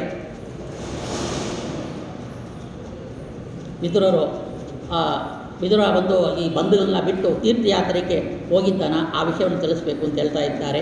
ಕೂತಃ ರಾಜ ಪರೀಕ್ಷಿತ ಪೃಷ್ಟೋ ಗೆದವಾದಿನ್ ಮಹಾಮುನಿ ತದ್ವೋ ಅಭಿದಿಶ್ಯೋ ಋಣೂತ ರಾಜ್ಞ ಪ್ರಸನ್ನಾನುಸಾರತಃ ಹಾಗಂತೇಳಿ ಈ ಮೊದಲನೇ ಸ್ಕಂದದಲ್ಲಿ ಸಮಾಪ್ತ ಮಾಡಿ ಕೇಳ್ತಾರೆ. ಯಾವ ರೀತಿಯಲ್ಲಿ ಆ ವಿದುರ ಹೋಗಿದ್ದು ಬಂದಿದ್ದು ತೀರ್ಥಯಾತ್ರೆ ಹೋಗಿದ್ದನ್ನು ಭಾಗವತ ವಿಷಯವನ್ನು ಮುಂದುವರಿಸೋಣ. ಇವತ್ತು ಗಣಪತಿ ಚತುರ್ಥಿ, ಗಣಪತಿಗೆ ಹುಟ್ಟಿದ ದಿನ. ಗಣಪತಿಗೆ ಶ್ಯಾಮಂತಕಮಣಿ ಅರ್ಥ ನರನಾರಾಯಣಾತ್ಮಕಃ ಹಾಗಂತೇಳಿ ಕೃಷ್ಣ ಅಷ್ಟೋತ್ಸವದ ನಾಮಾವಳಿಯಲ್ಲಿಯೂ ಬ್ರಹ್ಮಾಂಡ ಪುರಾಣದಲ್ಲಿ ಕೂಡ ವರ್ಣನೆ ಮಾಡ್ತಾ ಇದ್ದಾರೆ. ಶ್ರೀಕೃಷ್ಣ ಕಮಲಾನಾದ ವಾಸುದೇವ ಸನಾತನಃ ವಸುಧಾತ್ಮಜ ಪುಣ್ಯ ಲೀಲಾ ಮಾನುಷ ವಿಗ್ರಹ ಅಂತೇಳಿ ಪ್ರಾರಂಭವಾಗುತ್ತೆ. ಅಲ್ಲಿ ಬರುವುದು ಶ್ಯಾಮಂತಕಮಣಿ ಅರ್ಥ ನರನಾರಾಯಣಾತ್ಮಕ. ಈಗ ಶ್ಯಾಮಂತಕಮಣಿಯನ್ನು ಕದ್ದವನೇ ಕಳ್ತನ ಮಾಡ್ತಾನೆ ಭಗವಂತ. ಗೋಪಿಗಾಸ್ತ್ರೀಗಳು ಮನೆಯಲ್ಲಿ ಹೋಗಿ ಮೊಸರು ಗಿಡಿಕೆನ ಹೊಡೆದ, ಹಾಲನ್ನು ಕುಡ್ದ, ಬೆಣ್ಣೆ ತಿಂದ, ಅದು ಅದು ಭಗವಂತನಿಗೆ ಇಟ್ಟಿರೋ ವಸ್ತುಗಳು ಅವರಿಂದ ತಗೊಂಡು ಅವರಿಗೆ ಅನುಗ್ರಹ ಮಾಡಬೇಕು ಅಂತ. ಭಗವಂತ ಸರ್ವವ್ಯಾಪ್ತಿ ಇವಾಗ ನೋಡಿದ್ರೆ ಅಷ್ಟೆಲ್ಲ ಅವನಿಗೆ ಇದನ್ನು ಬೇಕಾಯ್ತಾ? ಬ್ರಹ್ಮದೇವರು ಉಪದೇಶ ಮಾಡುವಾಗ ಏನು ಹೇಳಿದರು? ನೀಕೋ ಬರುವ ಸೃಷ್ಟಿಕರ್ಮದ ನಿನ್ನಿಂದವಾಗಲಿ, ಲಕ್ಷ್ಮಿಯಿಂದವೇ ಅವನಿಗೆ ಪ್ರಯೋಜನ ಏನಿಲ್ಲ. ಲಕ್ಷ್ಮಿಗೆ ಆನಂದವನ್ನು ಕೊಡೋಕ್ಕಾಗಿ ಹೆಂಡತಿ ಜೊತೆಯಲ್ಲಿ ಕ್ರೀಡಾ ಮಾಡ್ತಾನೆ, ಅಷ್ಟೇ ತಪ್ಪ. ಸ್ವಯಂ ಪ್ರಕಾಶ ಸ್ವಯಂ ಆತ್ಮ ಹೇಳ್ಕೊಂಡಿದ್ದಾನೆ.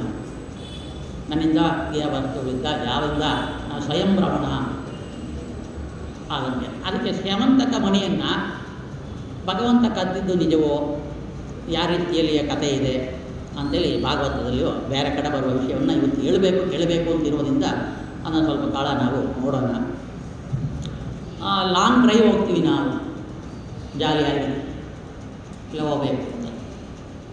ಆ ರೀತಿಯಲ್ಲಿ ಗಣಪತಿ ಏನು ಮಾಡ್ಬೋದು, ಲಾಂಗ್ ಡ್ರೈವ್ ಹೋಗೋಣ ಅಂತೇಳಿ ಎಲ್ಲ ಲೋಕಕ್ಕೆ ಹೋಗಿ ಸುತ್ತಾಡಿ ಬರ್ತಾರೆ. ತಮ್ಮ ಇಲಿ ಮೂಷಿಕ ವಾದನ ಅಂತ. ಮೂಷಿಕ ವಾದನ ಏನು ಅಂತಾನೆ ಚಂದ್ರಲೋಕದ ಕಡೆ ಹೋಗ್ತಾ ಇರ್ತಾನೆ. ಕೆಲವರು ಆಚಾರ್ಯರು ಉಪನ್ಯಾಸದಲ್ಲಿಯೂ ಸ್ವಲ್ಪ ಆಶಯವಾಗಿ ಬೆಳೆಸ್ತಾರೆ. ಅದು ಶಾಸ್ತ್ರ ವಿಷಯದಲ್ಲಿ ಸ್ವಲ್ಪ ಆಶಯ ಇರಬಾರದು. ಯಾವಾಗ ಆಶಯ ಮಾಡಬೇಕೋ ಆಗ ಆಶಯ ಮಾಡಬೇಕು. ನಿಜ ಕಥೆ ಏನೋ ಅದನ್ನು ಓದಿ ಅಥವಾ ಬೇರೆ ಬೇರೆ ಕಡೆ ಪುರಾಣದಲ್ಲಿ ಏನಿದೆಯೋ ಆ ಪುರಾಣದಲ್ಲಿ ಆಗಿದೆ ಅಂತ ಹೇಳ್ಬೋದು, ತಪ್ಪಿಲ್ಲ. ಆದರೆ ಅವರು ಈ ಮೋದಕವನ್ನು, ಹಣ್ಣುಗಳನ್ನ, ಸಿಹಿ ಪದಾರ್ಥಗಳನ್ನ, ಕಡುಬನ್ನು ಜನ ತಿಂದುಬಿಟ್ಟು ಹೊಟ್ಟೆ, ಅವರಿಗೆ ಮುಂಚೆ ಹೊಟ್ಟೆ ದೊಡ್ಡದು ಗಣಪತಿಗೆ ಗಜಮುಖ, ಆ ಹೊಟ್ಟೆ ದೊಡ್ಡದು ಮಾಡಿಕೊಂಡು ತಿಂದ್ಕೊಂಡು ಬರ್ತಾ ಇರ್ತಾರೆ. ಆ ರೀತಿಯಲ್ಲಿ ಬರುವಾಗ ಅವರು ಬಿದ್ದೋದ್ರು, ನಡೆಯೋಕ್ಕಾಗಿದೆ. ಆ ರೀತಿಯಲ್ಲಿ ಕಥೆ ಹೇಳಬಾರ್ದು. ಯಾಕಂದರೆ ಅಂತೆಲ್ಲ ತಿಂದ್ಬಿಟ್ಟು ಅವರೆಲ್ಲ ಓಡಾಡಬೇಕು, ಅದೆಲ್ಲ ಏನೋ ವಿಶ್ವಂಬರ ಮೂರ್ತಿ, ವೈಶ್ವಾನರ ಮೂರ್ತಿ ನಮ್ಮ ಒಳಗಿಂದ ಎಲ್ಲ ಜನ ಮಾಡೋದು. ಆ ರೀತಿಯಲ್ಲಿ ಅವರು ತಿಂದು ಬಂದಿದ್ದು ಅಂತೇಳಿ ನಾವು ತಗೊಳ್ಳೋಬಾರ್ದು. ಅವರು ಹೋಗ್ತಾ ಇದ್ದಾರೆ, ಸಂಚಾರ ಮಾಡ್ತಾ ಇದ್ದಾರೆ. ಗಣಗಳಿಗೆ ಅಧಿಪತಿಯವರು ನಮ್ಮ ಗಣಗಳನ್ನ ನೋಡೋಕ್ಕೋಸ್ಕರ ಹೋಗ್ತಾರೆ, ಬೇರೆ ಬೇರೆ ಮಂಡಲಕ್ಕೆ ಹೋಗ್ತಾರೆ, ಬರ್ತಾರೆ. ಚಂದ್ರ ಏನು ಮಾಡ್ತಾನ, ಈ ಇಲಿ ಏನಾಗುತ್ತೆ, ಸ್ವಲ್ಪ ಭಯ ಬಿದ್ದರೆ ಹೊಟ್ಟೋಗುತ್ತೆ. ಆವಾಗ ಈ ಮೂಷಿಕ ಓಡಿದ ತಕ್ಷಣ ಆಕ್ಸಿಡೆಂಟ್ ಆದರೆ ಕೆಳಗೆ ಬೀಳ್ತೀವಲ್ವಾ, ಆ ರೀತಿಯಲ್ಲಿ ಮೂಷಿಕ ಅವನ್ನ ಬೀಳಿಸಿ ಹೋಗಿದ್ದು ತಕ್ಷಣ ಅವ್ರು ಬಿದ್ದೋಗ್ತಾರೆ. ಎಲ್ಲೋ ಬಿದ್ದೋದ್ರೆ ಏನು ಮಾಡಬೇಕು, ಹೋಗಿ ಎಬ್ಬಿಸಬೇಕು, ಹೋಗಿ ಎಬ್ಬಿಸಿ ಅವನು ನಡೆಸಬೇಕು, ಮಾಡಬೇಕು. ಕೆಲವರು ನಕ್ಬಿಡ್ತಾರೆ, ಕೆಲವರು ನಗ್ತಾರೆ.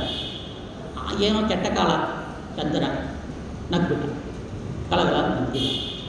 ಅವ್ರಿಗೆ ಕೋಪ ಬಂದು ಒಬ್ಬರು ಬಿದ್ದರೆ ನಗೋದೇನು ಅಂತ, ನನ್ನ ರೂಪವನ್ನು ನೋಡಿ ನಗಿದೆಯೋ, ನಾ ಬಿದ್ದಿದ್ದಕ್ಕೆ ನಗಿದೆಯೋ ಹಾಗಂತ ಹೇಳುವಾಗ ಶಾಪ ಕೊಟ್ಬಿಡ್ತಾರೆ. ಏನು ಶಾಪ ಅಂದರೆ, ನಿನಗೆ ಕಳಂಕ ಬರಲಿ ಆಗಂತ, ನೀನು ಬಂದು ನಿನ್ನ ಚಂದ್ರಮಂಡಲ ಕಲೆ ಕಡಿಮೆ ಆಗಲಿ ಹಾಗಂತ ಒಂದೊಂದು ಪುರಾಣದಲ್ಲಿ ಒಂದೊಂದು ಶಾಪ ವಿಷಯ ಹೇಳ್ತಾ ಇದ್ದಾರೆ. ಆ ರೀತಿಯಲ್ಲಿ ಅವರು ಚಂದ್ರನಿಗೆ ಶಾಪವನ್ನು ಕೊಡ್ತಾರೆ. ಮತ್ತು ಅವ್ರು ಹೇಳ್ತಾರೆ, ಈ ದಿನದಲ್ಲಿಯೂ ನನ್ನನ್ನು ನೋಡಿ ನಗಪಾಟಿ ಮಾಡಿದೆ, ನೀನು ನಗಪಾಟಿ ಮಾಡಿದೆ. ಈ ದಿನದಲ್ಲಿಯೂ ನಿನ್ನನ್ನು ನಮಸ್ಕಾರ ಯಾರು ಮಾಡದೇ ಹೋಗಲಿ. ಯಾಕೆ ನೋಡಿ, ದಿನಾಳೊಬ್ಬರು ಚಂದ್ರ ದರ್ಶನ ಏನು ಹೇಳ್ತಾರೆ, ಸಹಸ್ರ ಚಂದ್ರ ದರ್ಶನ ಅಂತೇಳಿ ಹೋಮ ಮಾಡ್ತಾರೆ. ಚಂದ್ರ ಮುಖ್ಯ. ಸಹಸ್ರ ಸೂರ್ಯ ದರ್ಶನ ಅಂತ ಯಾರಿಗೆ ಹೇಳೋದಿಲ್ಲ, ಸಹಸ್ರ ಚಂದ್ರ ದರ್ಶನ ಅಂತೇಳಿ ಮಾಡ್ಕೊಳ್ತಾರೆ ಹೋಮ ಪೂಜೆಗಳು.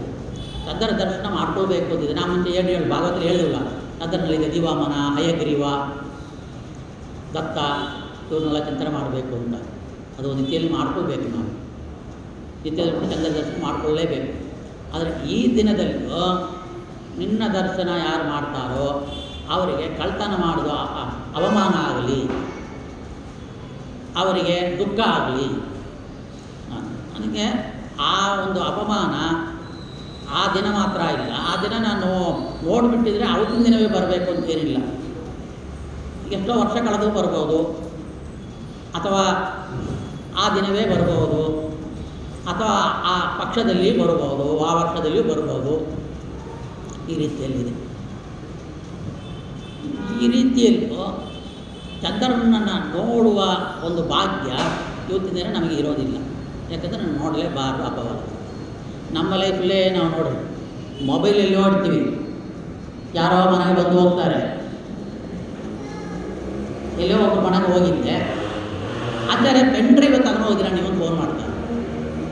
ಆವಾಗ ಕಂಪ್ಯೂಟರ್ ಇಲ್ಲ, ಒಂದಿಲ್ಲ.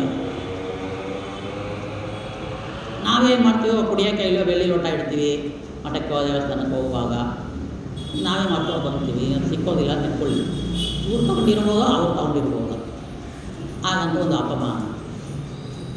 ಗಂಟನ ಜೋಬಿಯಲ್ಲಿ ಒಂದು 200 ರೂಪಾಯಿ, 300 ರೂಪಾಯಿ, 500 ರೂಪಾಯಿ ಇಟ್ಟಿರ್ತಾನ. ಆವಾಗ ಏನು ಎಣಿಸಿ ನೋಡುವಾಗ ಒಂದು 200 300 ಕಂಡು ಹೆಂಡ್ತಿ ತಗೊಂಡ್ರೋ, ಮಗಳು ತಗೊಂಡ್ರೋ, ಮಗನ ತಗೊಂಡ್ರೋ. ಏಯ್ ಎಲ್ಲೇ ನಾ 500 ರೂಪಾಯಿ ಇಟ್ಟಿದ್ದೆ, ನೀನೇ ತೊಗೊಂಡಿರ್ಬೇಕು. 200 ರೂಪಾಯಿ 300 ರೂಪಾಯಿ ಇದೆ, ನಂಗೆ ಗೊತ್ತು, ನೀನೇ ತೊಗೊಂಡಿದ್ದೆ. ಅವನು ತಗೊಂಡಿರೋದಿಲ್ಲ, ಆದರೆ ಕಳ್ತನ ಮಾಡಿದ ಅಪಮಾನ. ಈ ರೀತಿಯಲ್ಲಿ ನಮಗೆ ಅಪಮಾನ ಆಗಿರೋದು, ಇಲ್ಲೇ ನಮ್ಮ ವಸ್ತು ಹೋದ ಮೇಲೆ ನಾವೇ ಅನುಮಾನ ಬಿದ್ದು ಅವ್ರನ್ನ ಕೇಳೋದು, ಎಲ್ಲೋ ಖರ್ಚು ಮಾಡಿರ್ತಾನೆ ಅದು ಮರ್ತೋಗಿ ಸಂಶಯ ಬೀಳೋದು, ಇದೆಲ್ಲ ಎಷ್ಟೋ ನಡೀತಾ ಇದೆ ಅಲ್ವಾ. ಇದು ನಾವು ಮರ್ತೋಗ್ತೀವಿ. ಆದರೆ ಆ ರೀತಿಯಲ್ಲಿ ಇದು ಬರೋದೇ ಈ ಚಂದ್ರ ದರ್ಶನ ಮಾಡೋದಿಲ್ಲ. ಬೇಡ್ಕೊಳ್ತಾರೆ ನಾವು ಹಲವು ರೀತಿಯಲ್ಲಿ, ಬೇಡ ಈ ಥರ ಎಲ್ಲ ಇರಬಾರ್ದು, ನನ್ನ ದರ್ಶನ ಆಗಬೇಕು, ಜನರಿಗೆ ಕಳ್ತನ ಮಾಡಿದ ಅಪಮಾನ ಬಂದರೆ ಅದಕ್ಕೆ ನಾನು ಕಾರಣವಾಗ್ತೀನಿ, ಕ್ಷಮೆ ಮಾಡಿಬಿಡು, ನೀನು ಇದಕ್ಕೆ ಪರಿಹಾರವನ್ನು ಕೊಡು ಹಾಗಂತ ಹೇಳುವಾಗ ಗಣಪತಿ ಹೇಳ್ತಾರೆ. ಏನು ಅಂತ ಹೇಳ್ತಾರೆ, ಕೃಷ್ಣನ ಶ್ಯವಂತಕ ಮಣಿ ಅಪಹರಣ ಕಥೆ ಬರುತ್ತೆ. ಅದನ್ನು ಓದುವವರಿಗೆ ಕೇಳುವವರಿಗೆ ಈ ಅಪವಾದ ಹೋಗಲಿ, ಆ ಪಾಪದಿಂದ ದೂರ ಆಗಲಿ. ನೋಡ್ಬೋದು ಇವತ್ತು. ಯಾಕೆ ಧೈರ್ಯ ಅಂದರೆ ನಾವು ಇವತ್ತು ಪುರಾಣ ಕೇಳಿದ್ವಿ, ಶ್ಯವಂತಕ ಮಣಿ ಕಥೆ ಕೇಳಿದ್ವಿ, ಏನು ಆಗೋದಿಲ್ಲ ಅಂತ ಧೈರ್ಯ. ಇದರಿಂದ ಏನು ಅರ್ಥ ಮಾಡ್ಕೊಳ್ಬೇಕು ಅಂದರೆ, ಗಣಪತಿ 18ನೇ ಕಕ್ಷದಲ್ಲಿ ಇರುವ ಗಣಪತಿ ತಾರತಮ್ಯ. ಚಂದ್ರ, ಸೂರ್ಯ, ಯಮ ಇವರೆಲ್ಲ 12ನೇ ಕಕ್ಷದಲ್ಲಿ ಬರುವ ದೇವತೆಗಳು. ಕೆಳಗಿನ ಮಟ್ಟದಲ್ಲಿರೋ ದೇವರನ್ನ ಅವ್ರು ಶಾಪ ಕೊಟ್ಟರೆ ತಗೊಳ್ಬೋದು, ಇರ್ಬೋದು. ಆದರೆ ಅದನ್ನು ತಗೊಂಡು ಆ ದೇವತೆಗಳಿಗೆ ಒಂದು ಸ್ವೀಕಾರ ಬಿಡುವ ಅಧಿಕಾರ ಇದ್ದರೂ ಕೂಡ ಸ್ವೀಕಾರ ಮಾಡ್ತಾರೆ. ಜೊತೆಲಿ ವರವು ಕೊಡ್ತಾ ಇದ್ದಾರೆ. ಈ ಶ್ಯವಂತಕ ಮಣಿ ಕಥೆಯನ್ನು ಯಾರು ಕೇಳ್ತಾರೋ ಅವರಿಗೆ ಈ ಅಪವಾದ ಬರೋದು ಬೇಡ ಹಾಗಂತೇಳಿ. ಯಾಕಂದರೆ ಮಹಾಭಾರತವನ್ನು ವೇದವ್ಯಾಸರು ಮುಂಚಿತವಾಗಿ ಕೊಟ್ಬಿಟ್ರಲ್ವ. ಯುದ್ಧ ನಡೆದಿಲ್ಲ, ಒಂದು ನಡೆದಿಲ್ಲ. ತ್ರೇತಾಯುಗದಲ್ಲಿ ದ್ವಾಪರ ಯುಗಕ್ಕೆ ಮುಂಚೆ ಪ್ರಾರಂಭ ಕಾಲಕ್ಕೆ ಎಲ್ಲ ಬಂದಾಯಿತು, ಪುರಾಣಗಳೆಲ್ಲ ಎಲ್ಲ ಮಹಾಭಾರತ ಬಂದಾಯಿತು. ಭಾಗವತನ ಅದು ಮುಂಚೆ ಕೇಳಿದ್ದಾರೆ, ನಾರದರು ಅಂತ ಹೇಳಿದ್ದಾರಲ್ಲ. ಮತ್ತು ಆ ಮಹಾಭಾರತ ರಚನೆ ಮಾಡಿಕೊಡುವಾಗ ಈ ಕಥೆಯನ್ನು ಅವರು ಬರೀತಾರಲ್ಲ. ಸೊ ಏನು ಶಾಪ ಏನು ನಡೀತಾ ಇದೆಯೋ ಅದು ಮುಂಚಿತವಾಗಿ ನಡೆಯೋದಿದ್ರೆ ಮಾತ್ರ ಅದು ತಗೊಳ್ತಾರೆ. ಅದು ರಚನೆ ಮಾಡಿಕೊಟ್ಟು ಮಹಾಭಾರತ ನಾವು ಅರ್ಥ ಅಲ್ಲಿಗೆ ಹೋಗಬೇಕು. ರಚನೆ ಮಾಡಿಕೊಟ್ಟಿರುವ ಗಣಪತಿಗೆ ವಿಷಯ ಗೊತ್ತಿರೋದ್ರಿಂದ ಸಾಕು ರೂಪದಲ್ಲಿ ಬಂತು. ಅವರೇ ಬೇಕು ಅಂತ ಬಿದ್ದಿರ್ಬೋದು. ಆ ಕತೆ ಒಂದು ಸಿನಿಮಾ ಕ್ಯಾರೆಕ್ಟರ್ ನಡೀತಾ ಇದೆ, ಒಂದು ನಾಟಕ ನಡೀತಾ ಇದೆ, ಆ ಕ್ಯಾರೆಕ್ಟರ್ ತಕ್ಕ ನಡಿಬೇಕು ಯಾರು ಆ ಕಾಲಕ್ಕೆ. ಇದು ಗೊತ್ತಿದೆ. ಅವರು ವೇದವ್ಯಾಸರು ಏನು ಹೇಳಿದ್ರು, ನಿನ್ನೆ ನಿಧಾನವಾಗಿ ಬರೆದರೂ ಪರವಾಗಿಲ್ಲ, ಅರ್ಥ ಮಾಡಿಕೊಂಡು ಬರೀ ಅಂತ ಹೇಳಿದ್ದಾರೆ. ಅರ್ಥ ಮಾಡಿದ್ದಾರೆ. ಅದಕ್ಕೆ ಅಲ್ಲಿ ಬಿದ್ದಿದ್ದು, ಅವ್ರು ಶಾಪ ಕೊಟ್ಟಿದ್ದು, ದೊಡ್ಡವರಾಯಿತು ಕೂಡ ಅವರಿಂದ ಏನು ದೊಡ್ಡವರು ಶಾಪ ಕೊಟ್ಟೆ ಅವ್ರ ಇದು ಕಡಿಮೆ ಆಯಿತು ಅಂತೇನಿಲ್ಲ. ನಡಿಬೇಕಾದ ವಿಷಯವನ್ನು ಮುಂಚೆ ಮಹಾಭಾರತ ಹೇಳಿದ್ದಾರೆ, ಭಾಗವತದಲ್ಲಿ ಹೇಳಿದ್ದಾರೆ. ಆ ರೀತಿಯಲ್ಲಿಯೂ ಅವರಿಗೆ ಒಂದು ಶಾಪವನ್ನು ಕೊಡೋದ್ರಿಂದ ಮತ್ತು ವರವಾಗಿ ಇದೆ ಶ್ಯವಂತಕ ಮಣಿ ಕಥೆಯನ್ನು ಕೇಳಬೇಕು ಹಾಗಂತೇಳಿ ಅವರು ಹೇಳ್ತಾ ಇದ್ದಾರೆ. ಇದು ಏನು ಕಥೆ ಅಂತ ಹೇಳಿದರೆ,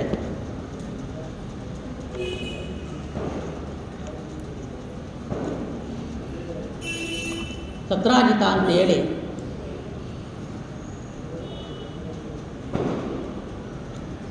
ಒಂದು ರಾಜ.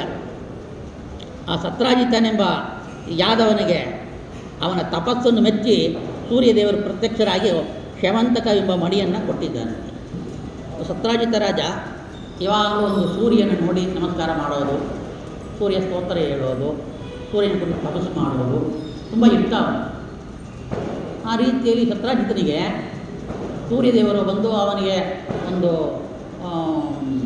ಮನಸ್ಸಿಗೆ ಭಕ್ತಿಗೆ ಮೆಚ್ಚಿ ಏನು ಮಾಡ್ತಾರೆ, ಬರ್ತಾರೆ ದರ್ಶನ ಕೊಡಬೇಕು ಅನ್ನೋ.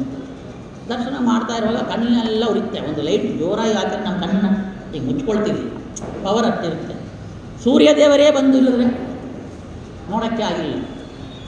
ಈ ಸೂರ್ಯ ದೇವರು ಸರಿ ನಾನು ಮಣಿ ಒಂದು ಎತ್ತಾರೆ, ಮಣಿ ಸಪ್ರೇಟ್ ದೂರ ಇಡ್ತಾರೆ.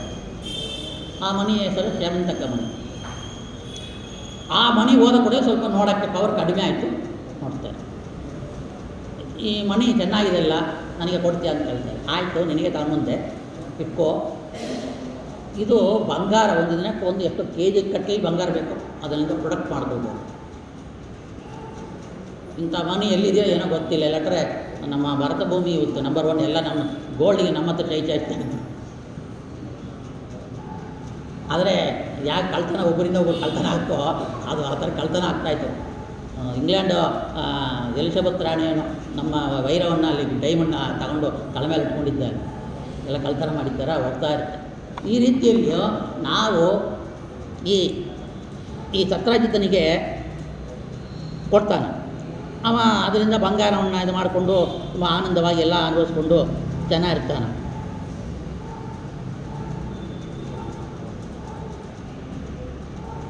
ಈ ಸಮಯಕ್ಕೆ ಏನು ಮಾಡ್ತಾನ, ಕೃಷ್ಣ ಪರಮಾತ್ಮ ಮನೆಯಲ್ಲಿರುವಾಗ ಈ ಶ್ಯಾಮಂತಕ ಮಣಿಯನ್ನು ಧಾರಣ ಮಾಡಿಕೊಂಡು ಸತ್ರಾಜಿತ ರಾಜ ಬರ್ತಾ ಇರ್ತಾನೆ. ಜನರು ಏನು ಮಾಡ್ತಾರೆ, ನೀನು ನೋಡೋಕ್ಕೆ ಸೂರ್ಯ ದೇವರೇ ಬರ್ತಾ ಇದ್ದಾರೆ, ಈಗ ಅದು ಸೂರ್ಯ ಥರ ಉಳಿತಾ ಇದೆ, ನೋಡೋಕ್ಕೆ ಆಗಿಲ್ಲ. ಆ ರೀತಿಯಲ್ಲಿ ಬರ್ತಾ ಇದ್ದಾರೆ. ನೀನು ಸೂರ್ಯನ ನೋಡೋಕ್ಕೆ ಕರಿ. ಅವಾಗೇನು ಆಯಾ ಬಿಡಪ್ಪ, ಅವ ಸತ್ರಾಜಿತ ರಾಜ ಶ್ಯಾಮಂತಕ ಮಣಿನ ಹಾಕೊಂಡು ಅವ ತಿರುಗಾಡ್ತಾ ಇರೋದು ನನಗೆ ಗೊತ್ತು ವಿಷಯ. ಸೂರ್ಯ ಇಲ್ಲ ಬಿಡು. ಆದರೂ ಕೂಡ ಸತ್ರಾಜಿತ ರಾಜ ಎಷ್ಟು ಲೋಭ, ಹಾಗಂತ ಜನರಿಗೆ ತೋರಿಸ್ಕೊಡ್ಬೇಕು ಅಂತೇಳಿ ಕೃಷ್ಣ ಹೋಗಿ ಶ್ಯಾಮಂತಕ ಮಣಿಯನ್ನು ಕೊಡು ಹಾಗಂತ ಕೇಳುವಾಗ ಅದೆಲ್ಲ ಕೊಡೋಕ್ಕಾಗೋದಿಲ್ಲ. ಇನ್ನೊಂದು ಸಮಯ ಭೇಟಿ ಆಗುವಾಗ ಮತ್ತು ಆ ಶ್ಯಾಮಂತಕ ಮಣಿ ಬೇಕು ಅಂತ ಕೃಷ್ಣ ಪರಮಾತ್ಮ ಕೇಳುವಾಗ ಕೊಡೋಕ್ಕಾಗೋದಿಲ್ಲ. ಕೊಡು, ಭಗವಂತನ ಏನು ಕೇಳಿರೋ ಕೊಟ್ಬಿಡ್ಬೇಕು. ಕಂಸ ಅಗಸ ಇಟ್ಕೊಂಡಿದ್ದ, ಅವ ಅಗಸ ಬಟ್ಟೆ ಕೊಟ್ಟಿಲ್ಲ, ಇಟ್ಕೊಂಡು ಹಾಕೊಂಡು ರಾಜ ಕಂಸನ ಬಟ್ಟೆಯನ್ನು. ಗುಬ್ಜೆ ಕಂಸನಿಗೆ ಗಂಧ ಕೊಡ್ತಾ ಇತ್ತು. ನನ್ನ ರಾಜನಿಗೆ ಇದು ನಾನು ಕೊಡೋದಿಲ್ಲ ಅಂತ ಹೇಳೇ ಇಲ್ಲ, ಕೇಳಿಲೋ ಕೊಟ್ಟು. ಗುಬ್ಜ ಗಂಧ ತಾಂಗೋ ಮಾಯಿ ಪರಮಪುರುಷಗ ಅಂತೇಳಿ ಆ ಗುಬ್ಜೆಯನ್ನು ನಾವು ಸ್ತೋತ್ರದಲ್ಲಿ ಕೊಂಡಾಡ್ತೀವಿ. ಅವಳಿಗೆ ತ್ರಿಕೋಣಾರದಲ್ಲಿ ಏನು ವಕ್ರ ದೇಹ ಇತ್ತು, ಆ ವಕ್ರ ತ್ರಿಕೋಣ ವಕ್ರ ಹೋಗಿ ಸುಂದರಮುಖವಾಗಿ ಅವಳನ್ನ ಅಪ್ಕೊಂಡ. ಅವಳಿಗೆ ಎಷ್ಟು ಸುಖ ಆಯಿತು.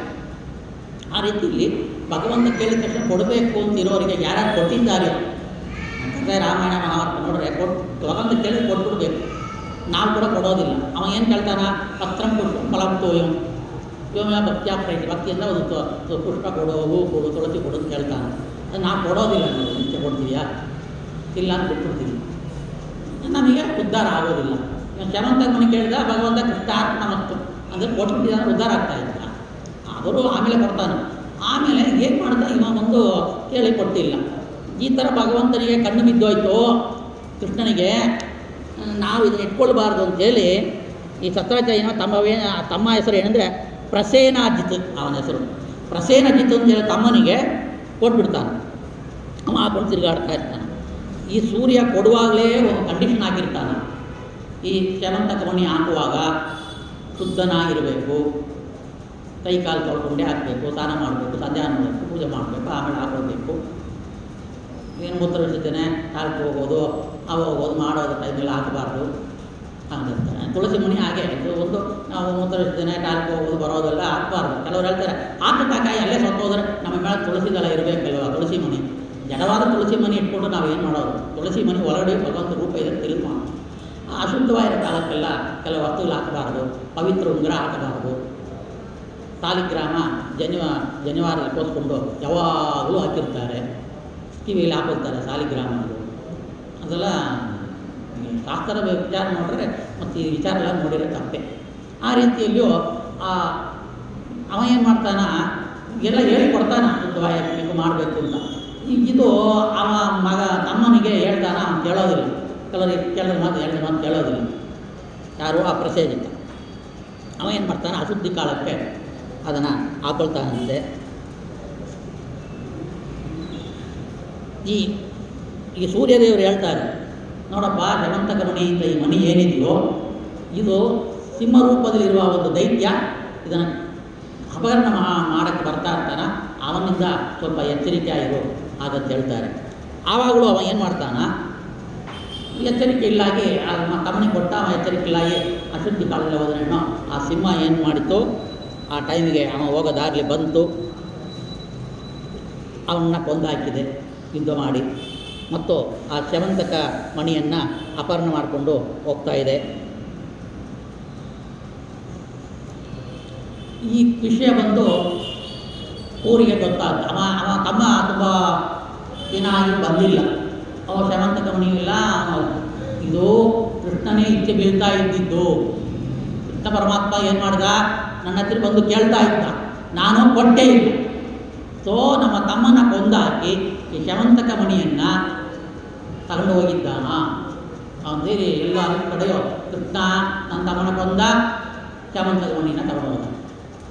ನನ್ನ ತಮ್ಮ ಸತ್ತೋದ ಕೃಷ್ಣನ ಕೈಯಿಂದ, ಮಣಿ ಇಲ್ಲ ಅಂತ ಕೇಳಿದ, ನಾನು ಕೊಟ್ಟಿಲ್ಲ, ಅವ ಸಾಯಿಸ್ಬಿಟ್ಟ ಅಂತ ಕೃಷ್ಣನಿಗೆ ಅಪವಾದವನ್ನು ಮಾಡ್ತಾ ಇದ್ದಾರೆ. ಈ ಅಪವಾದವನ್ನು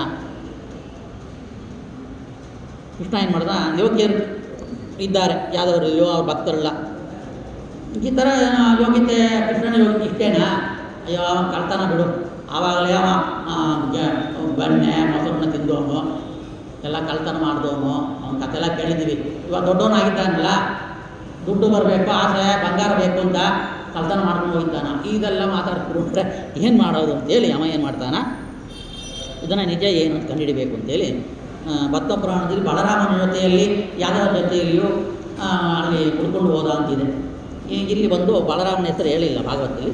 ಯಾದವರ ಜೊತೆಯಲ್ಲಿ ಸ್ವಲ್ಪ ಜನರನ್ನ ಕರ್ಕೊಂಡು ಹುಡುಕಾಡ್ತಾ ಇದ್ದಾನಂತೆ. ಆ ಹುಡುಕಾಡ ದಾರಿಯಲ್ಲಿ ಒಂದು ಸಿಂಹ, ಆ ಶಮಂತಕ ಮಣಿ ತಗೊಂಡು ಹೋಯ್ತಲ್ಲ, ಆ ಸಿಂಹ ಸತ್ತೋಗಿರೋದನ್ನು ನೋಡ್ತಾರೆ. ಆ ಸಿಂಹ ಸತ್ತೋಗಿದೆ, ಅಲ್ಲಿ ಕರಡಿಯ ಹೆಜ್ಜೆ ಗುರುತು ಕಾಣಿಸ್ತಾ ಇದೆ. ಮತ್ತು ಈ ಸಿಂಹ ಕೊಂದಾಕಿರುವಾಗ ಆ ಮಾಂಸಗಳೆಲ್ಲ ಕಾಣಿಸ್ತಾ ಇದೆ. ಓ ಇವ ಈ ಸತ್ರಾಜಿತನ ಮಗನಾದ ಪ್ರಸೇನಜಿತ್ ಅವನ ಇದಾಗಿದೆ, ತಿಂದು ಮುಗಿಸಿದೆ ಅವನ. ಇದು ನೋಡಿದ್ರೆ ಹಾಗೆ ಕಾಣಿಸುತ್ತೆ. ಇದು ಸಿಂಹ ಸತ್ತೋಗಿದಲ್ವಾ, ಹಾಗಂದರೆ ಸಿಂಹ ಇವನ ಕೊಂದಿದೆ. ಇವ ಏನು ಮಾಡಿದ್ದಾನ, ಸಿಂಹವು ಸತ್ತೋಗಿದೆ, ಇದನ್ನು ಕೊಂದಿದ್ಯಾರು ಹುಡುಕುವಾಗ ಅಲ್ಲಿ ವೆರಿಫೈ ಮಾಡುವಾಗ ಹೆಜ್ಜೆ ಗುರುತಿದೆ. ಅಂದರೆ ಒಂದು ಕರಡಿಯ ಹೆಜ್ಜೆ ಗುರುತು ಕಾಣಿಸ್ತಾ ಇದೆ. ಆ ರೀತಿಯಲ್ಲಿ ಆ ಕರಡಿಯ ಹೆಜ್ಜೆ ಗುರುತನ್ನು ಬೆನ್ನಟ್ಟಿ ಈ ಯಾದವರು ಕೃಷ್ಣ ಹೊರಡ ಹೋಗ್ತಾರೆ. ಅಲ್ಲೊಂದು ಗೊಗೆ ಇದೆ, ಈ ಯಾದವರು ದೊಡ್ಡ ಗೊಗೆಯ ಇದೆ, ಇದು ಏನೋ ಕಪ್ಪು ಒಳಗಡೆ ಕತ್ತಲೆ ಇದೆ, ನಾವು ಬರೋಕ್ಕಾಗುತ್ತೋ ಇಲ್ವೋ ಹಾಗಂತೇಳಿ ಹೊರಡೆ ಇರ್ತಾರೆ. ಕೃಷ್ಣ ಏನು ಮಾಡ್ತಾನೆ, ಸರಿ ನಾನು ಹೋಗಿ ನೋಡ್ತೀನಿ ಹಾಗಂತೇಳಿ ಅಲ್ಲಿ ಹೋಗ್ತಾ ಇದ್ದಾರೆ. ಹೊರಗಿರ್ತಾರೆ. ಕೃಷ್ಣ ಏನು ಮಾಡ್ತಾನೆ, ಗುಹೆಗಳಿಗೆ ಪ್ರವೇಶ ಮಾಡ್ತಾನೆ. ಆ ಗುಹೆಯೊಳಗೆ ಒಂದು ಮಗು ಆಡ್ತಾ ಇದೆ. ಆ ಮಗುವನ್ನು ಸಮಾಧಾನ ಮಾಡುತ್ತಾ ಒಬ್ಬ ದಾತ್ರಿ ಅಂದರೆ ಕೆಲಸಗಾರ, ಒಂದು ಹೆಂಗಸು ಕೆಲಸದವಳು ಹೇಳ್ತಾ ಇದ್ದಳಂತೆ. ಈ ಒಂದು ಹಾಡನ್ನು ಹೇಳ್ತಾ, ಒಂದು ಶ್ಲೋಕವನ್ನು ಹೇಳ್ತಾ ಹೇಳ್ತಿ ನಿಂತಿದ್ದಾಳೆ, ಒಂದು ವಿಜಯನ ಆಡಿಸ್ತಾ ಇದ್ದಾಳಂತೆ. ಆ ಶ್ಲೋಕ ಈ ರೀತಿಯಲ್ಲಿದೆ. ಈ ಶ್ಲೋಕವನ್ನು ಎಲ್ಲರೂ ಹೇಳಬೇಕು. ಸಿಂಹ ಪ್ರಸೇನ ಮವದೀತ ಸಿಂಹೋ ಜಾಂಬವತ ಅತಃ ಸುಕುಮಾರಕ ಮಾರೋರಿತ್ತವ ಏಷ ಶಮಂತಕಃ ಹಾಗಂತೇಳಿ ಅವಳು ಆ ಕೆಲಸ ಮಾಡಿದ್ದಾಳೆ. ಈ ಜಾಂಬವಂತನಿಗೆ ಒಂದು ಪುತ್ರಿ ಜಾಂಬವತಿ ಅಂತ. ಜಾಂಬವತಿ ಇವ ಬ್ರಹ್ಮಚಾರಿ. ಜಾಂಬವತಿ ಬರುವ ಕಥೆ ಬೇರೆ ರೀತಿಯಲ್ಲಿದೆ. ಅವಳು ಪಡೆದಿರುವ ಮಗಳು ಸ್ವೀಕಾರ ಮಾಡಿದ್ದಾನೆ. ಮಗಳು ಕೆಲಸ ಹಾಕಿ ಇಂಥ ರೀತಿಯಲ್ಲಿ ಹೇಳ್ತಾ ಇದ್ದಾರೆ. ಈ ಯಾದವರೆಲ್ಲ ಕೂಡ 12 ದಿನ ಕಾಯ್ತಾ ಇರ್ತಾರೆ. 12 ದಿನ ಆಯಿತು, ಕೃಷ್ಣ ಬಂದಿಲ್ಲ. ಅದನ್ನು ನೋಡಿ ಏನೋ ಆಗಿದೆ ಕೃಷ್ಣನಿಗೆ ಒಳಗಡೆ ಹೋದವನೇ ಬಂದೇ ಇಲ್ವಾ 12 ದಿನ ಆಯ್ತಲ್ಲ ಅಂತೇಳಿ ಹೊರಡೆ ಹೋಗ್ತಾರೆ. ಅದರ ಸಿಂಹ ಪ್ರಸೇನ ಮವಧೀತ್ ಸಿಂಹೋ ಜಾಂಬಾವತ ಅತಃ ಸುಕುಮಾರಕ ಮಾರೋದಿಸ್ತವ ಏಷ ಶಮಂತಕಃ ಹಾಗಂತೇಳಿ ಅದನ್ನು ಕೇಳಿಕೊಂಡು ಅವರು ಹೊರಟೋಗ್ತಾರೆ. ಆವಾಗ ಒಳಗಡೆ ಹೋಗ್ತಾನ, ಅಲ್ಲಿ ಒಂದು ಕರಡಿ ಕಾಣಿಸ್ತಾ ಇದೆ. ಭಗವಂತನಿಗೆಲ್ಲ ಗೊತ್ತು ಜಾಂಬವಂತ ಅಂತ. ಈ ರೀತಿಯಲ್ಲಿ ಏನು ಮಾಡ್ತಾರಂದರೆ ಶಮಂತಕ ಮಣಿಯನ್ನು ಆ ತೊಟ್ಟುಲಿಗೆ ಕಟ್ಟಿ ಅದು ಪ್ರಜ್ವಳಿಯಾಗಿ ಇದೆ, ಜೊಳಿಸ್ತಾ ಇದೆ. ಆವಾಗ ಆ ಸಿಂಹವನ್ನು ಕೊಂದು ಶಮಂತಕ ಮಣಿಯನ್ನು ನೀನು ಕಳ್ತನ ಮಾಡ್ತು, ನೀನು ತಗೊಂಡ್ಬಂದಿದ್ಯಾ, ಅದನ್ನು ನನಗೆ ಕೊಡು ಅಂತ ಕೇಳ್ತಾನೆ. ಆವಾಗ ಇವ ಮತ್ತು ಕೊಳ್ಳಾಯಿ ಜಗಳ ಆಡಬೇಕು ಅಂತೇಳಿ ನನ್ನ ಹತ್ರ ಯುದ್ಧ ಮಾಡಿ ಸೋಲಿಸಬೇಕಾದ್ರೆ ಯಾರೋ ಮನುಷ್ಯ ಕಳೆದಿರ್ತಾನೆ. ಅವಾಗ ಅಜ್ಞಾನ ಬಂದ್ಬಿಡ್ತಾನೆ ಅವನಿಗೆ. ಅವ ಜಾಂಬವಂತನ ಕಥೆ ರಾಮಾಯಣದಲ್ಲಿ ಕೇಳಿದ್ರೆ ಅತ್ಯಂತ ಒಳ್ಳೆ ಸುಂದರವಾದ ಕಥೆ. ಎಷ್ಟು ರಾಮ ಸೇವೆಯನ್ನು ಮಾಡಿದ್ದಾನೆ ದೇವತಾವತರು. ಆ ರೀತಿಯಲ್ಲಿ ಇವ ಏನು ಮಾಡ್ತಾನ, ಯುದ್ಧ ಮಾಡ್ತಾನೆ. ಈ ಯುದ್ಧ ಯಾಕೆ ನಡೀತು ಅಂತೇಳಿದರೆ ರಾಮಾಯಣದಲ್ಲಿ ಒಂದು ಭಗವಂತನ ಲೀಲೆಗಳನ್ನು ನೋಡಿ ಸುಮ್ಮನೆ ಒಂದು ಮಕ್ಕಳು ತಾತನ ಜೊತೆಯಲ್ಲಿ ಯುದ್ಧ ಮಾಡುತ್ತಾರೆ, ಅಪ್ಪನ ಜೊತೆಲಿ ಕುಸ್ತಿ ಮಾಡ್ತಾರಲ್ವ, ಆ ರೀತಿಯಲ್ಲಿ ಅಷ್ಟೇ ತಗೋಬೇಕು ನಾವು. ಅವನಿಗೇನೋ ಒಂದು ಆಸೆ ಅಂತ ಬಲ ವೀರನ್ನ ನಾನು ಯುದ್ಧ ಮಾಡಿದೆ ಅಂತ ಇರಲಿ ಅಂತ, ನನ್ನಲ್ಲಿ ಯುದ್ಧ ಮಾಡಬೇಕು ಅಂತ. ಇವಾಗೆಲ್ಲ ಯುದ್ಧೆಲ್ಲ ಮುಗಿದಿದೆ, ಯಾಕೆ ಪಾಪ ನಿನಗೆ ಇನ್ನೊಂದು ಟೈಮ್ ಕೊಡ್ತೀನಿ, ಇನ್ನೊಂದು ಟೈಮ್ ಸಮಯಕ್ಕೆ ಭೇಟಿಯಾಗಿ ಯುದ್ಧನ ಮಾಡೋರು ಅಂತ ಹೇಳಿದ್ದಾನೆ. ಅವರ ಪಡೆದಿದ್ದಾನೆ. ಆ ರೀತಿಯಲ್ಲಿ ಯುದ್ಧ ಕಾಲಕ್ಕೆ ಬಂತು ನಿಮಗೆ.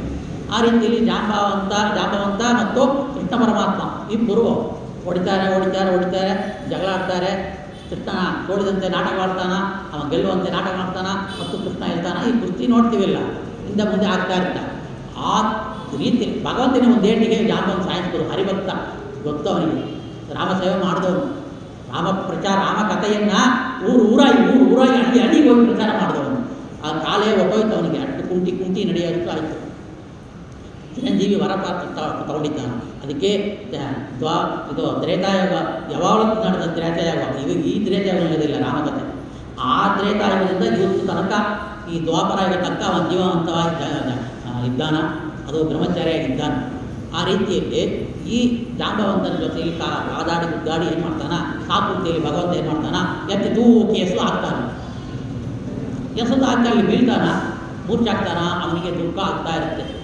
ಸೋಳೋದಿಲ್ಲ, ನಾನು ಯಾರೋ ಮನುಷ್ಯನ ಕೈಯಿಂದ ಸೋಳೋದಿಲ್ಲ, ನನ್ನ ಪರಾಕ್ರಮ ಏನು, ನನ್ನ ಬಲ ಏನು, ಆದರೆ ಇವ ಸೋಲಿಸ್ಬಿಟ್ಟ, ನನಗೆ ದುಃಖ ಆಗ್ತಾ ಇದೆ, ರಾಮ ರಾಮ ರಾಮ ಅಂಥೇಳಿ ಅವನಿಗೆ ನಾನು ಸತ್ತೋಗ್ಬಿಡ್ತೀನೋ ಏನೋ, ನನ್ನ ಸ್ವಾಮಿ ರಾಮದೇವರನ್ನ ಸ್ಮರಣ ಮಾಡೋಣ ಅಂಥೇಳಿ ರಾಮ ಅಂತಾನ. ರಾಮ ಅಂತ ಕೈ ನೋಡ್ತಾನ, ಅಲ್ಲಿ ಕೃಷ್ಣ ಪರಮಾತ್ಮ ಇಲ್ಲ, ಕೈಲಿ ಬಿಲ್ವಾನ ಇಟ್ಕೊಂಡು ಸಾಕ್ಷಾತ್ ಭಗವಂತನೇ ಎದ್ದಿರ್ತಾನ. ಆ ರೀತಿಯಲ್ಲಿ ನಾನೇ ರಾಮ, ನಿನ್ನ ರಾಮ, ಈ ಯುಗದಲ್ಲಿ ಕೃಷ್ಣ ಪರಮಾತ್ಮನಾಗಿ ಅವತಾರ ಮಾಡ್ತಾ ಇದ್ದೀನಿ, ನಿನ್ನ ಇಚ್ಛೆಯಂತೆ ಯುದ್ಧ ನಡೀತಿದ್ದು, ನೀನು ಸಂತೋಷ ಇದ್ದೀಯಲ್ವಾ ಹಾಗಂತೇಳಿ ಅವನಿಗೆ ಮತ್ತು ಒಂದು ಪುಷ್ಟಿಯನ್ನು ಕೊಟ್ಟು ಆಶೀರ್ವಾದ ಮಾಡಿ ಇದು ಮಾಡ್ತಾನೆ. ಮತ್ತು ಎಲ್ಲ ಕಥೆಯನ್ನು ಹೇಳ್ತಾನೆ. ನೋಡಪ್ಪ, ಶಮಂತಕ ಮಣಿನ ನಾನು ಕಳ್ತನ ಮಾಡಿದೆ ಅಂತೇಳಿ ಎಲ್ಲ ಪ್ರಚಾರ ಮಾಡಿಬಿಟ್ರು, ಎಲ್ಲ ಪೋಸ್ಟರ್ ಹಾಕ್ಬಿಟ್ರು, ಇದೆಲ್ಲ ಹಾಕ್ಬಿಟ್ರು, ನನ್ನ ಹೆಸರು ಹಾಕಿ ನನ್ನ ಪ್ರಿಂಟ್ ಮಾಡಿ ನೋಟಿಸ್ ಅಂಟಿಸ್ಬಿಟ್ರು, ನನಗೆ ಕೆಟ್ಟ ಹೆಸರು ಬಂದಿದೆ, ತಪ್ಪಾಗುತ್ತಲ್ವಾ, ನಾನು ಒಪ್ಪಿಸಬೇಕು, ಸತ್ರಾಜಿತನಿಗೆ ಕೊಟ್ಬಿಡು ಅಂತ.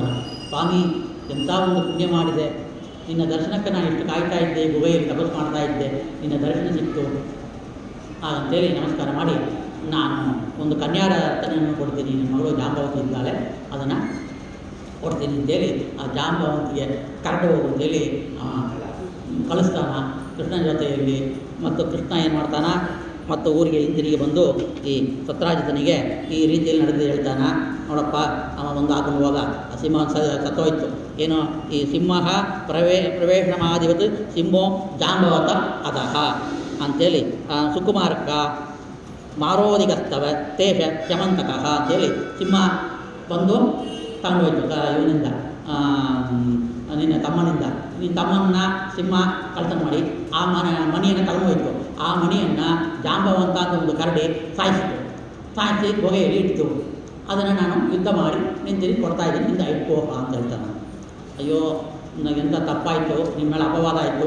ಈ ಅಪವಾದಕ್ಕೆ ನಾನು ಏನು ಒಂದು ಪ್ರಾಯಶ್ಚಿತ್ತ ಮಾಡಿಕೊಳ್ಬೇಕು ಅಂತೇಳಿದರೆ, ನನ್ನ ಕನ್ಯಾಮಣಿ, ಈ ಮಣಿ ಮಾತ್ರ ಇಲ್ಲ, ಈ ಮಣಿಯೂ ನಿನಗೆ, ಈ ಕನ್ಯಾಮಣಿಯೂ ಕೂಡ ನಿನಗೆ ಕೊಡ್ತೀನಿ ಅಂತೇಳಿ ಆ ಸತ್ಯಭಾಮ ಅಂತೇಳಿ ಅವನ ಮಗಳಾಗಿರತಕ್ಕಂಥ ಸತ್ಯಭಾಮ ಶ್ರೀ ಭೂದೇವಿಯ ಒಂದು ಅವತಾರ ರೂಪಗಳು, ಪರಮಾತ್ಮನ ಹೆಂಡತಿ, ನಿತ್ಯ ಅಭಿಯೋಗಿನಿ, ಪರಮಾತ್ಮ ಸೇವೆಗೆ ಮತ್ತು ಅವತಾರ ಮಾಡಿದ್ದಾಳೆ ಅಂತ ಕನ್ಯಾಮಣಿಯನ್ನು ಕೊಟ್ಟು ಮದ ಮಾಡ್ತೀನಿ ಅಂತ ಹೇಳುವಾಗ ಅಲ್ಲಿ ಮದ ಮಾಡ್ಕೊತಾನ. ಜಾಂಬಾವತಿಯನ್ನು ಕೂಡ ಮದ ಮಾಡ್ಕೊತಾನ. ಈ ಜಾಂಬಾವತಿ ಮೊಟ್ಟ ಮೊದಲಿಗೆ ಅವಳ ಹೆಸರು ಹೇಳ್ತೀವಿ, ಕೃಷ್ಣನ ಹೆಂಡತಿ ಯಾರು ಅಂದರೆ ಅಷ್ಟಮಹಿಷಿ ರುಕ್ಮಿಣಿ ಸತ್ಯಭಾಮ. ಮತ್ತು ಈ ಷಣ್ಮಹಿಷಿಗಳ ಹೆಸರು ಹೇಳುವಾಗ ಜಾಂಬಾವತಿ, ಕಾಳಂದಿ, ಮಿತ್ರವಿದ್ದ, ಲೀಲಾ, ಲಕ್ಷಣ, ಭದ್ರಾದೇವಿ ಎಲ್ಲ ಮದ ಮಾಡ್ಕೊತಾನ. ಈ ಜಾಂಬಾವತಿನ ತಾರತಮ್ಯದಲ್ಲಿ ಮೊಟ್ಟ ಮೊದಲಿಗೆ ನಾವು ಹೇಳ್ತೀವಿ. ಯಾಕೆ ಈ ಶಿವನ ಹೆಂಡತಿ ಉಮಾಮಹೇಶ್ವರಿ, ಶೇಷದೇವರ ಹೆಂಡತಿ ಸೌಪರ್ಣಿ, ವಾರುಣಿ, ಕರುಡನ ಹೆಂಡತಿ ಸೌಪರ್ಣಿ, ಶೇಷದೇವರ ಹೆಂಡತಿ ವಾರುಣಿ ಮತ್ತು ಉಮಾದೇವಿ, ಇವರಿಗಿಂತ ಮೇಲ್ಮಟ್ಟದಲ್ಲಿರೋರು ಈ ಷಣ್ಮಹಿಷಿಗಳು. ಅವರಿಗೆ ಮಂಗಳಾರತಿ ಹೊತ್ತ ಮೇಲೆ ಇವರಿಗೆ ಮಂಗಳಾರತಿ ಅಂತ. ಜಾಂಬಾವತಿ ಲಕ್ಷ್ಮಿ ಆವೇಶ ಹೆಚ್ಚು ಇರೋದ್ರಿಂದ ತಾರತಮ್ಯದಲ್ಲಿ ಉತ್ತಮವಾಗಿದ್ದಾಳೆ ಅಂತ ಬೇರೆ ಕಡೆ ಆಚಾರ್ಯ ಹೇಳಿದ್ದಾರೆ. ಆ ರೀತಿಯಲ್ಲಿಯೂ ಅವರಿಗೆ ಮದುವೆ ಆಗುತ್ತೆ, ಇಬ್ಬರು ಮದ ಮಾಡ್ಕೊಳ್ತಾನ. ಮತ್ತು ಶವಂತಕ ಮಣಿಯು ಕೊಡ್ತಾನ ಭಗವಂತನಿಗೆ. ಈ ಕೃಷ್ಣ ಈ ರೀತಿಯಲ್ಲಿ ತಗೊಂಡು ಕೃಷ್ಣನಿಗೆ ಸತ್ಯಭಾಮೆಯನ್ನು ಕೊಟ್ಟು ಮದ ಮಾಡುವಾಗ ಅಲ್ಲಿ ಮದುವೆ ಆಯಿತು ಅಂತೇಳಿ ಪ್ರಸಂಗ, ಎರಡು ಮದುವೆ ಆಗಿದೆ. ಇದರಿಂದ ನಾವು ಒಂದು ಅರ್ಥವನ್ನು ಮಾಡಿಕೊಂಡ್ರೆ ತುಂಬ ಒಳ್ಳೆಯದು. ಕೃಷ್ಣ ಏನು ಕೇಳಿದ್ದಾನೋ ಅದನ್ನು ಆ ಕಾಲದಲ್ಲೇ ಕೊಡೋದು ಉತ್ತಮ. ಮತ್ತು ಏನು ಅಪವಾದಗಳು, ಒಂದು ಅಪವಾದದಿಂದ ಒಂದು ಅಪವಾದ ಮತ್ತು ಒಂದು ಅಪವಾದ, ಈ ಅಪವಾದನ ನಾವು ಪರಿಹಾರ ಮಾಡಿಕೊಳ್ಳಬೇಕಾಗಿದ್ದರೆ ಶವಂತಕ ಮಣಿ ಹಾಗಂತೇಳಿ ಆ ಮಣಿ ಯಾರು, ಉಳಿಯುವ ಮಣಿ ಯಾರು, ನಮ್ಮ ಬೆಂಬರೂಪಿ ಭಗವಂತ, ಅದನ್ನು ಅವನಿಗೆ ಕೊಡಬೇಕು. ಅದರ ಶವಂತಕ ಮಣಿ ಅಂದರೆ ಯಾರು, ಲಕ್ಷ್ಮೀದೇವಿ. ವೇದಶಾಸ್ತ್ರಗಳು, ಪುರಾಣಗಳು ಇದನ್ನು ಕೇಳಿ ಅದನ್ನು ಮಣಿಯ ರೂಪದಲ್ಲಿ ಭಗವಂತನಿಗೆ ಕೊಟ್ಬಿಡಬೇಕು. ನಮ್ಮ ಜೀವನವನ್ನು ನಾವೇ ಪುರುಷರು, ಅವನೇ ಪುರುಷ, ನಾವು ಸ್ತ್ರೀಗಳು ಅದನ್ನು ಮದ ಮಾಡಿ ಕೊಡಬೇಕು. ಯಾಕೆ ಇಂಥ ಒಂದು ಅನುಸಂಧಾನ ನಮ್ಮಲ್ಲಿ ಈ ಕಥೆಯಲ್ಲಿ ಬರುವ ಅನುಸಂಧಾನ ರೀತಿಯಲ್ಲಿಯೂ ನಾವು ಕೂಡ ನನ್ನ ಮಗಳಾಗಿರುವ ಈ ಶಾಸ್ತ್ರ ವಿಚಾರದ ಜ್ಞಾನ ಎಂಬ ಲಕ್ಷ್ಮಿಯನ್ನು ನೀ ಮದುವೆ ಮಾಡ್ಕೋ, ಇದೇ ಶವಂತಕ ಮಣಿ ಕೃಷ್ಣಾರ್ಪಣ ಮಸ್ತು ಅಂತ ಹೇಳಿದರೆ ಹೇಗೆ ತನ್ನ ಮಾಮಂದರಿಗೆಲ್ಲ ಅನುಗ್ರಹ ಮಾಡಿದ್ರು, ನಾವು ಕೂಡ ಭಗವಂತನಿಗೆ ಮಾಮ ಆಗಿ ಭಗವಂತನಿಗೆ ನಾವು ಮೊಮ್ಮಕ್ಕಳು. ವರುಣದೇವರು ಮೊಮ್ಮಗನೇ, ಮಗ ಬ್ರಹ್ಮದೇವತೆ ಎಲ್ಲ ಸೃಷ್ಟಿ ಆಯಿತು. ಯಾಕೆ ಕೊಟ್ಟನೋ ನಾವು ಕೂಡ ನಮ್ಮ ಜ್ಞಾನವನ್ನು, ನಮ್ಮ ಕರ್ಮಗಳನ್ನು ಲಕ್ಷ್ಮೀ ಸ್ವರೂಪವಾಗಿ ಅರ್ಪಣೆ ಮಾಡ್ತೀನಿ, ಮದ ಮಾಡ್ಕೊತೇಳಿ ಶವಂತಕ ಮಣಿ ಅರ್ಥ ನರನಾರಾಯಣಾತ್ಮಕ ಅಂತ ಕೊಂಡಾಡುವಾಗ ನಾವು ಕೂಡ ಉದ್ಧಾರ ಆಗ್ತೀವಿ ಭಗವಂತನಿಂದ. ಆ ರೀತಿಯಲ್ಲಿ ಕೂಡ ಆನಂದ ರೀತಿಯಲ್ಲಿ ಕೂಡ ನಾವು ಇದನ್ನು ಉಪಾಸನೆ ಮಾಡಬಹುದು. ಕಾಲಾವಕಾಶ ಕಡಿಮೆ ಇರೋದ್ರಿಂದ ಈ ಶವಂತಕ ಮಣಿ ಕಥೆ, ಈ ಶ್ಲೋಕ ಕೇಳೋದ್ರಿಂದ ನಾವು ಬೇರೆ ದಿನ ಅಥವಾ ಯಾವುದೇ ರೀತಿಯಲ್ಲಿ ನಾವು ಚಂದ್ರನ ಇದು ನೋಡಬಾರ್ದು. ಆ ರೀತಿಯಲ್ಲಿ ಮದ್ದು ಕುಡಿಯುವಾಗ ನೀವು ಕೋತಿಯನ್ನೇ ನೆನೆಸಬಾರ್ದು. ಒಂದು ದಾಟು ಕೊಡ್ತಾನೆ, ಅವ್ರು ಮದ್ದು ಕುಡಿಯುವಾಗೆಲ್ಲ, ಔಷಧ ಕುಡಿಯುವಾಗೆಲ್ಲ ಕೋತಿ ಜಾತಕವೇ ಬರುತ್ತೆ. ಇವತ್ತು ಚಂದ್ರ ನೋಡಬೇಕು ಅಂತ ಹೊಟ್ಟೋಗುತ್ತೆ ಮನುಷ್ಯರು. ಚಂದ್ರ ನೋಡಬಾರ್ದು, ಚಂದ್ರ ಅಂತ ಹೇಳಿ ನಮಗೆ ಚಂದ್ರ ನೋಡಿದ್ರೆ ಏನು, ನೆನಸು ಮಾಡಿಕೊಂಡ್ರೆ ಏನು, ಎರಡು ಒಂದಾಗುತ್ತೆ. ಆ ಅಪವಾದ ಇದ್ದರೂ ಕೂಡ ನಾವು ಚಂದ್ರನ ನೋಡೋಕ್ಕೆ ಒಂದು ಚಾನ್ಸ್ ಸಿಕ್ಕಲಿ, ಆ ಕಥೆಯನ್ನು ಕೇಳಿದ್ರಿಂದ ಕೂಡ ನಾವು ಅಪವಾದ ಆಗಲಿ. ಈ ಕಥೆಯಿಂದ ನಾವು ಭಗವಂತನಲ್ಲಿ ಹರಿಭಕ್ತಿ ಹೆಚ್ಚಾಗಿ ನಾವು ಕೂಡ ಚಂದ್ರನಲ್ಲಿ ಇರುವ ಭಗವಂತನ ನೋಡೋಕ್ಕೆ ಅನುಗ್ರಹ ಮಾಡಿಕೊಳ್ಳಿ. ಹಾಗಂತೇಳಿ ಈ ಇವತ್ತಿನ ಭಾಗವತದ ಉಪನ್ಯಾಸವನ್ನು ಮಮ ಗುರು ಶ್ರೀ ರಾಘವೇಂದ್ರ ತೀರ್ಥ ಗುರುವಾಂಧರತೆ ಭಾರತೀಯ ರಮಣ ಮುಖ್ಯ ಪ್ರಣಾಂತರ್ಗತ ಶೇಮಂತಕ ಮಣಿ ಅರ್ಥ ಶ್ರೀಮನ್ ಕೃಷ್ಣ ಪರಮಾತ್ಮ ಆ ನಾರಾಯಣ ಸ್ವರೂಪ ಭಗವಂತನಿಗೆ ಮಮ ಕುಲಾತ್ಮ ಲಕ್ಷ್ಮೀ ವೆಂಕಟೇಶ್ವರ ಅಭಿನ್ನ ಮಮ್ಮ ಬೆಂಬರೂಪಿ ಭಗವಂತ ಪ್ರಿಯತಾ ಸುಪ್ರೀತ ಹೊರತು ಕೃಷ್ಣಾರ್ಪಣವಸ್ತು ಶ್ರೀಕೃಷ್ಣಾರ್ಪಣವಸ್ತು ಶ್ರೀಕೃಷ್ಣಾರ್ಪಣವಸ್ತು. ಹನುಮನೊಡೆಯ ರಾಮ ವಿಠಲ ಉದ್ಧರಿ ಸ್ವಾಮಿ ಉದ್ಧರಿಸು. ಹರಿ ಓಂ.